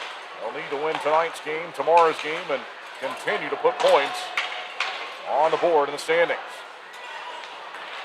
Out to center, collected here by Jack Johansson. Fires ahead, down behind the goal line. Keeley applies some pressure. Butita in front he goes. Salak dancing around in front. He tried to play on the far side, and they couldn't connect. He was looking for Butita. Slammed off the side of the goal there from Nate Keeley. Twin City ahead by 1 for now. Under 7 minutes to play. Connor Craig shoots one, blocked in front of the goal. That one did not make it to Anton Barokin, who's been very good tonight. Down behind the goal line. Found here by Jack Johansson. Twin City has 51 shots on goal. And they've got a 1-goal lead here. Salak off the wing. Butita back out to center. Thunderbirds are not going to score 6 in the third tonight, but they might get a couple. Here's a chance. In front. Wiped away from Butita. Out to center. Here come the Biloxi Breakers on a one-on-one. It's Veilleux. Shoots it. Goes wide of the goal. That was from Don Heaven Veilleux. Chance onside. Gallant. Couldn't fire. They force him to the outside. Gallant looks to put it down low. The Breakers aggressive. Will try to wrestle it away from him. Good battle there, and then dropped wisely into an open corner by Roman Kramer. Picked up, though, by Biloxi to center. They'll have numbers 3 on 2. They cross onside and slotted away. Thunderbirds could have a play. This one went off the back of Veilleux and then dropped down as Kramer's trying to work it away from him. Played offside here, and so delayed offside. Thunderbirds fire down the ring. Zach White is in. He's the first one in the zone. He'll find it. Goes down behind the goal line. We have 5.5 minutes left to go in tonight's game on this Saturday night showdown between these two teams. Out to center. Breakers look to move it onside. Kramer shut it down. Up to Johansson. Dances around his man. Another good move. Still in front. Fired one, and a save made by Barokin. Thunderbirds have had chances tonight. They've got a 1-goal lead. Looking for another scoring play here. But the Breakers survive. They drag it over the logo at center. Chance onside. Schnapp getting back defensively. Couldn't work it free. Bartlett across. They'll look to shoot it. Fisher does, and it pinballs off of Schnapp, and it goes out of play. Media timeout for the final time here in the Culver's third period. We'll be right back with more Twin City Thunderbirds hockey. 2 pillows, endless possibilities. At Cotton & Crate, we make it easy to refresh your home season after season. Our 18x18 and 12x20 pillow sizes pair perfectly with our seasonal collections of interchangeable covers, so you can refresh your style anytime without cluttering up your closet.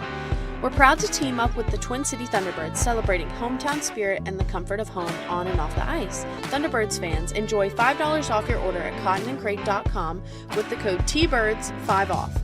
Cotton & Crate, 2 pillows, endless possibilities. Maple Chase Golf and Country Club offers the best in recreational amenities in the Triad. Come enjoy a meal at the Pine Brook Bar and Grill, relax by our pool and cabana, and gear up at the Pro Shop while sharpening your skills on our 9,000 square foot putting green, and play around on our 18-hole Ellis Maples designed championship golf course. You can find out more at maplechasecc.com. That's maplechasecc.com.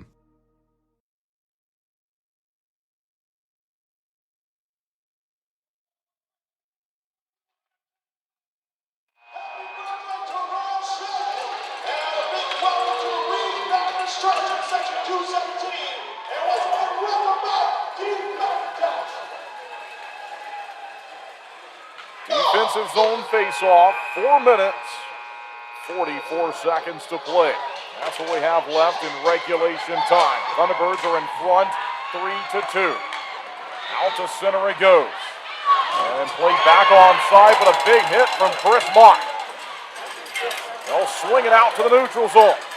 Onside now is Dumas. Tom Dumas curls behind the net. Across he goes, and intercepted by Biloxi.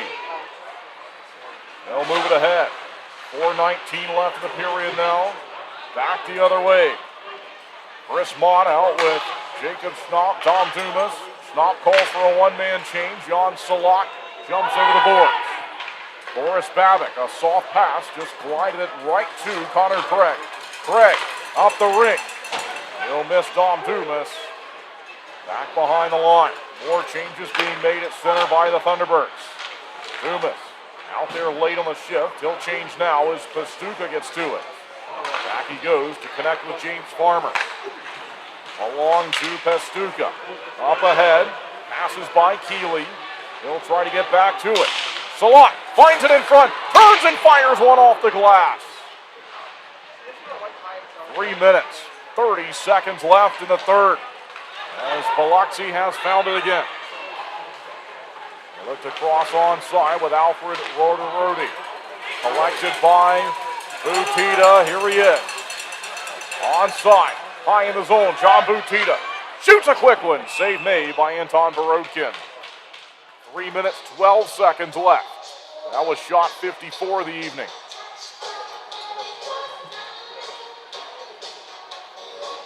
We're back here at 4:05 tomorrow. You can bring your dog to the game for Pucks and Paws Night presented by Pet Barn. Thunderbirds will be in specialty sweaters. They will be auctioned off following the matchup. And we hope to see you here. Offensive end face-off. Craig, one-timer and a save made by Borodkin. Now went to the far side corner after he aggressively came out to chop down the angle. Stolen away by White. In front, the shot, they score! Roman Kramer!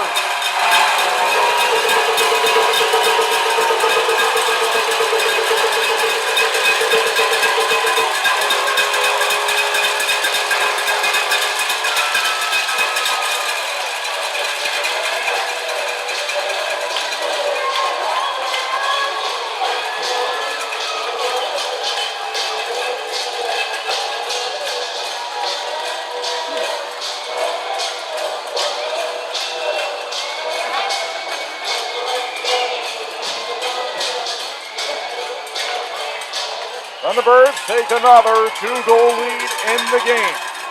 We'll see if that's enough. Under 3 to play, and what a goal there from Kramer. Borodkin didn't go down. He just squeezed it right below his pads. He was standing up. Icing called here on the Thunderbirds.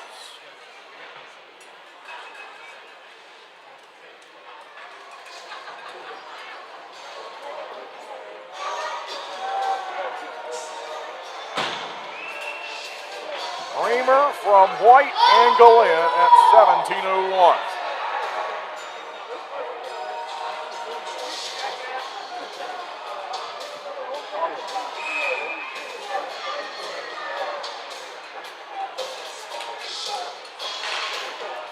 Face-off win in the defensive end. Pastuca goes across quickly to Butita. Out to center.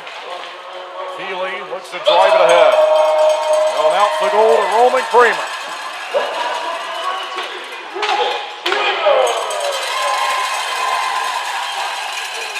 Out to center, Biloxi gives it away. The more time the Thunderbirds spend to our left here late, the better. We'll see if they can hold the majority of the possession in the attacking area. And just like now, forcing, even though they don't have it, forcing Biloxi to reload. Stolen away again, up to Butita. Butita's got numbers and friends with him. And Salak had it, couldn't chop it forward though as they ran into him. He scores! Hey, goals! You suck! 4 times! Boris Babick plays near side to Chris Mott. Then it goes up to the captain, Butita. 1:40 left to go in the game, and offsides called here. 56-38 shots on goal. Well, several Thunderbirds fans already headed for the exit as they penciled Twin City in for win 22. There's time left, 1:40. And I think soon you have to think about lifting the goaltender if you're the Breakers. But if Twin City continues this, holding it onside to our left, it'll be tough to do. And they get a chance here. They got room back behind the goal line as Biloxi looks to move it out. Twin City still pressuring here. 1:24 left to go. Thunderbirds won it 9-2 last night. It's 4-2 for now. Johansson behind the goal line. Out towards center. And this is going to be called icing. No, they waved it off in front of the Thunderbirds bench. That'll help them out. 64 seconds left. In from center. A chance for the Breakers. Fisher fires. Save made by Babbitt. Out to center, down the rink. Down it goes. Good legs there from Kramer to beat out the icing call. Kramer's got it. Back behind the line. As the fans come to life, they know what's coming. Thunderbirds about to win another one. Long shot, Pastuca goes wide. Twin City ahead 4-2 late in the game. 23 seconds left. They're going to win this season series. They'll try to win another one here tomorrow. Great ovation from these fans. Thunderbirds are going to go back-to-back to start the weekend. Farmer holding on to it, gives to Pastuca. That's how this one ends. Twin City wins.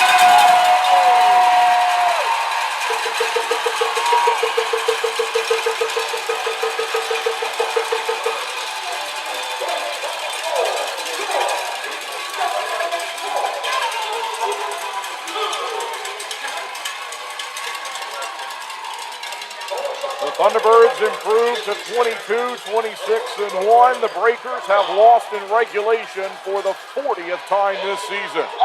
Biloxi falls to 7-40-1. And there's a conversation going on here from Anton Barokin and the coach of the Breakers as the Thunderbirds celebrate around the logo. It was interesting that at no point they looked like they were going to pull him and add an extra attacker onto the ice. And as the last place team, I'm not sure why you wouldn't at least give it a gamble. We kept waiting for Barokin, and they had a chance. Fisher had a play and fired one in on Babbitt, who made a great save on him. And that would have been the time to do it. Twin City will take it. 2-goal win, 4-2 the final this evening. They circle the rink to celebrate with these fans on this Saturday night. We'll have another game for you tomorrow, and then 2 more next weekend. Important points in the standings. Right now, Twin City's 8 points back.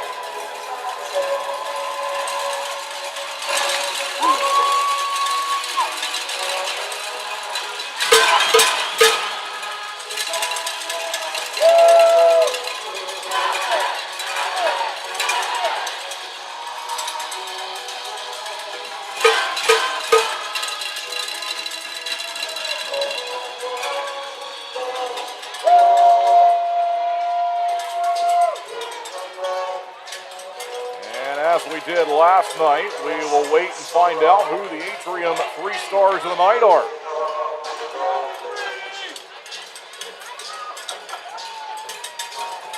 John Butita, first star. Jan Salak, second star. Boris Babbitt, third star. That was last night.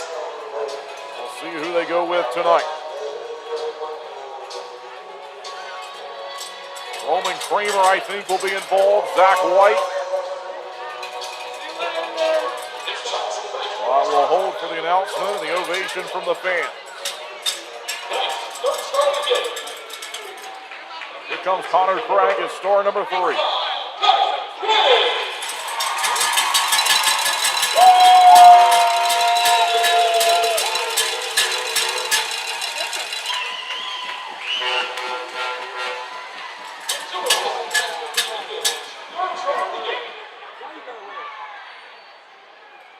Second star of the game for Twin City Thunderbirds, number 18, Ruben Taylor!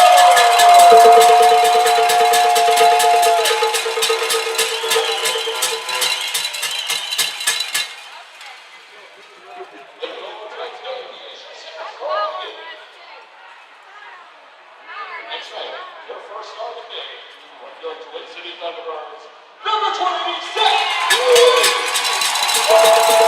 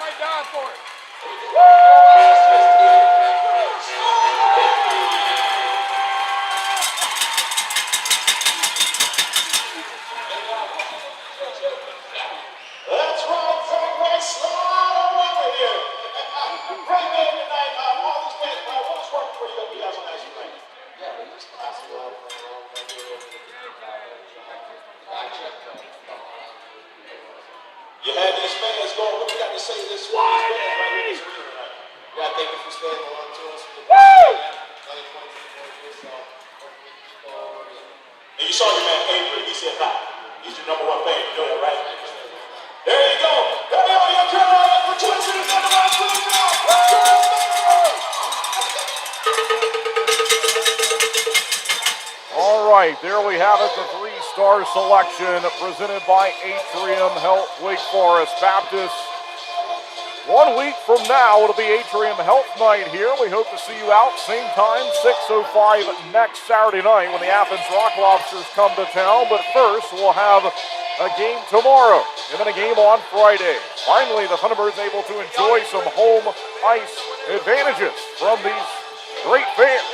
And we thank you for coming out, supporting the Thunderbirds here to start the weekend. We've got one more for you tomorrow, 4:05. It'll be Pucks and Paws Night, presented by Pep Barn. And so this one has ended. 4-2 the final score as the Thunderbirds win another one over the Breakers. And now Twin City will look to win a game tomorrow for the 23rd time this season after winning tonight's game and improving to 22-26-1. 3 points went into the standings last night. 3 points went into the standings tonight. And so from 14 now to 11, now to 8. That's the deficit as it's on its way down. Out-of-town scoreboard report, and we'll give you a look before we go off the air following the post-game show at the last possible update we can bring you. But right now, before we go to the post-game show, PD is out shooting Monroe 20-9, but it's Monroe with a 2-1 lead with 15:24 left to go in the second period. All right, we will step aside for the final time for tonight's broadcast. We will come back to recap tonight's game, which was very different than last night's game. It had some similarities, ended up being certainly a different score, but I thought this one was way more physical. We saw a lot of more post-whistle activity, and I sort of speculated before tonight's game during the pregame show that last night didn't really have a lot of those qualities. I think we certainly saw a lot of that ramp up tonight, especially late there in the second period, but some massive hits were thrown. We think back to the one to our right that was thrown by Yuri Pastuka. Amanzi brings us the hard hit of the game on our social media channels throughout the week from the games that we play on the weekend. And I think that's going to be a no-doubter for tonight's game. I mentioned it live, might be the biggest hit of the season thrown by the Thunderbirds. So we saw the physicality ramping up, and we got more to talk about coming up in the post-game show. So we will step aside for the final time tonight. This will be our final break. Thanks so much for tuning in, and we'll come back to recap this one in the post-game show. Thunderbirds win this one 4-2. We'll be right back with more Twin City Thunderbirds hockey.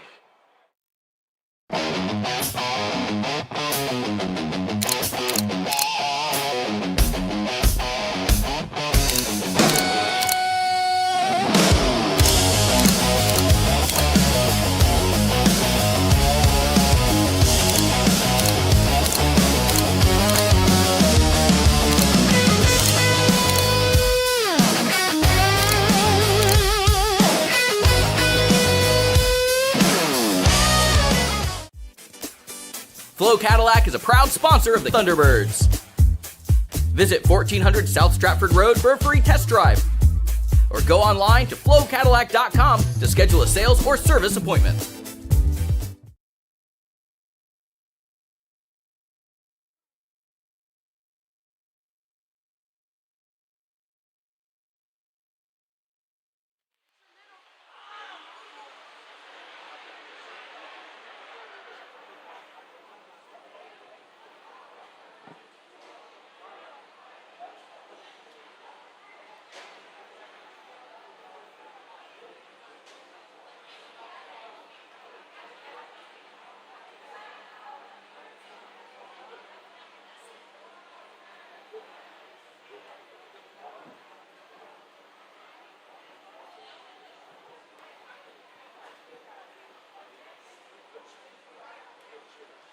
All right, welcome back for the post-game show here inside the Winston-Salem Fairgrounds Arena on WTOB Radio, YouTube, and Facebook tonight. We thank you for tuning in.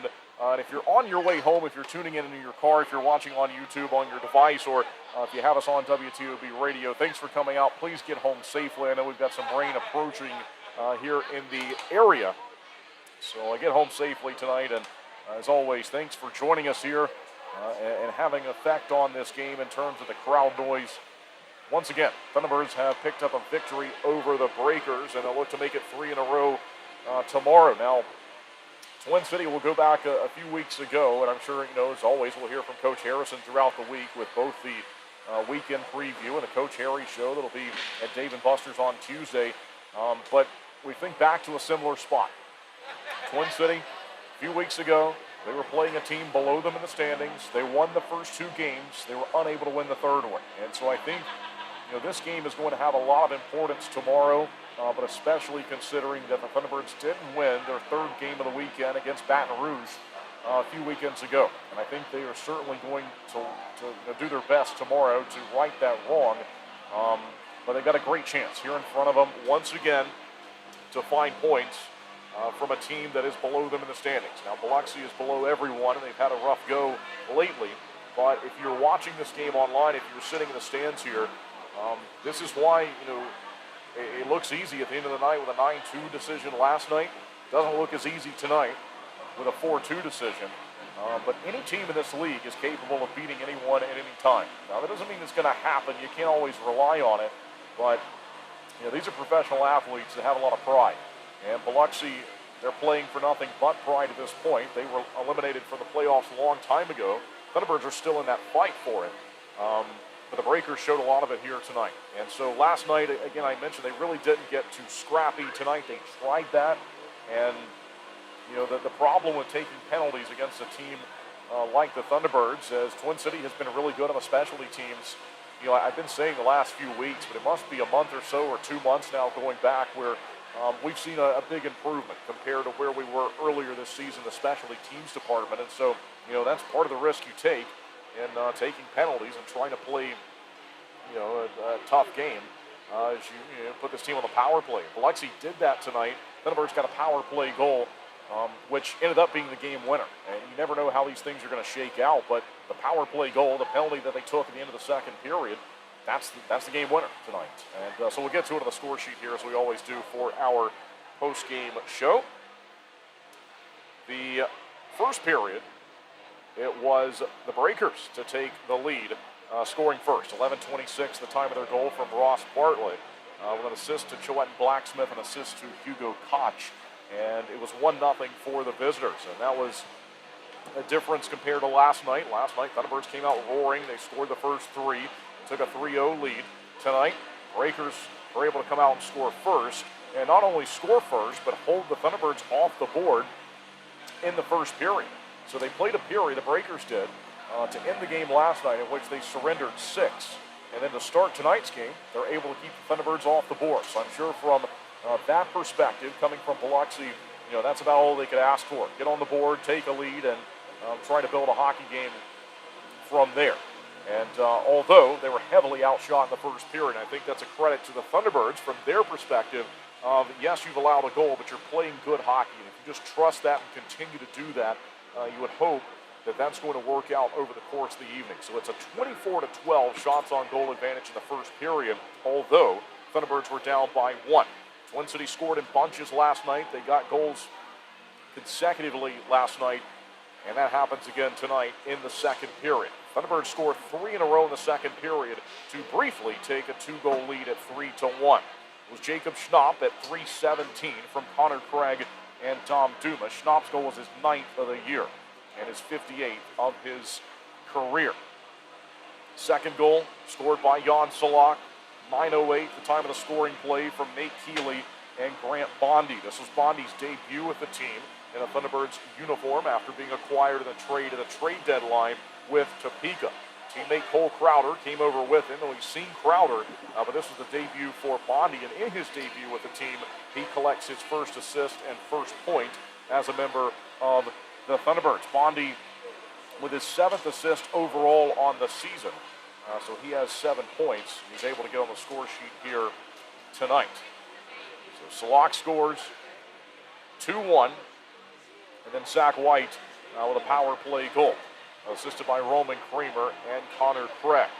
And so at that point, Thunderbirds, I mentioned they briefly have a 2-goal lead at 3-1.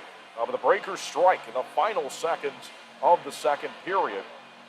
19:54 is the time of the scoring play for Biloxi. Turned out to be their last one, but they were able to make good on a power play themselves after the Thunderbirds had taken a 3-1 lead on the power play. Lucas Pekarchik the captain, is able to net a goal at 1954. Hugo Koch and Choetin Blacksmith assist, and we've got a one-goal game. We got a 3-2 score after 2, favoring the Thunderbirds, just like we had last night. Last night they scored 6 in the third. Tonight they just get 1. But as it turned out, Zach White's goal was good enough to be the difference maker, but the insurance goal there at the end was scored by Roman Kramer, who I thought had a great game, was held off the score sheet until that point.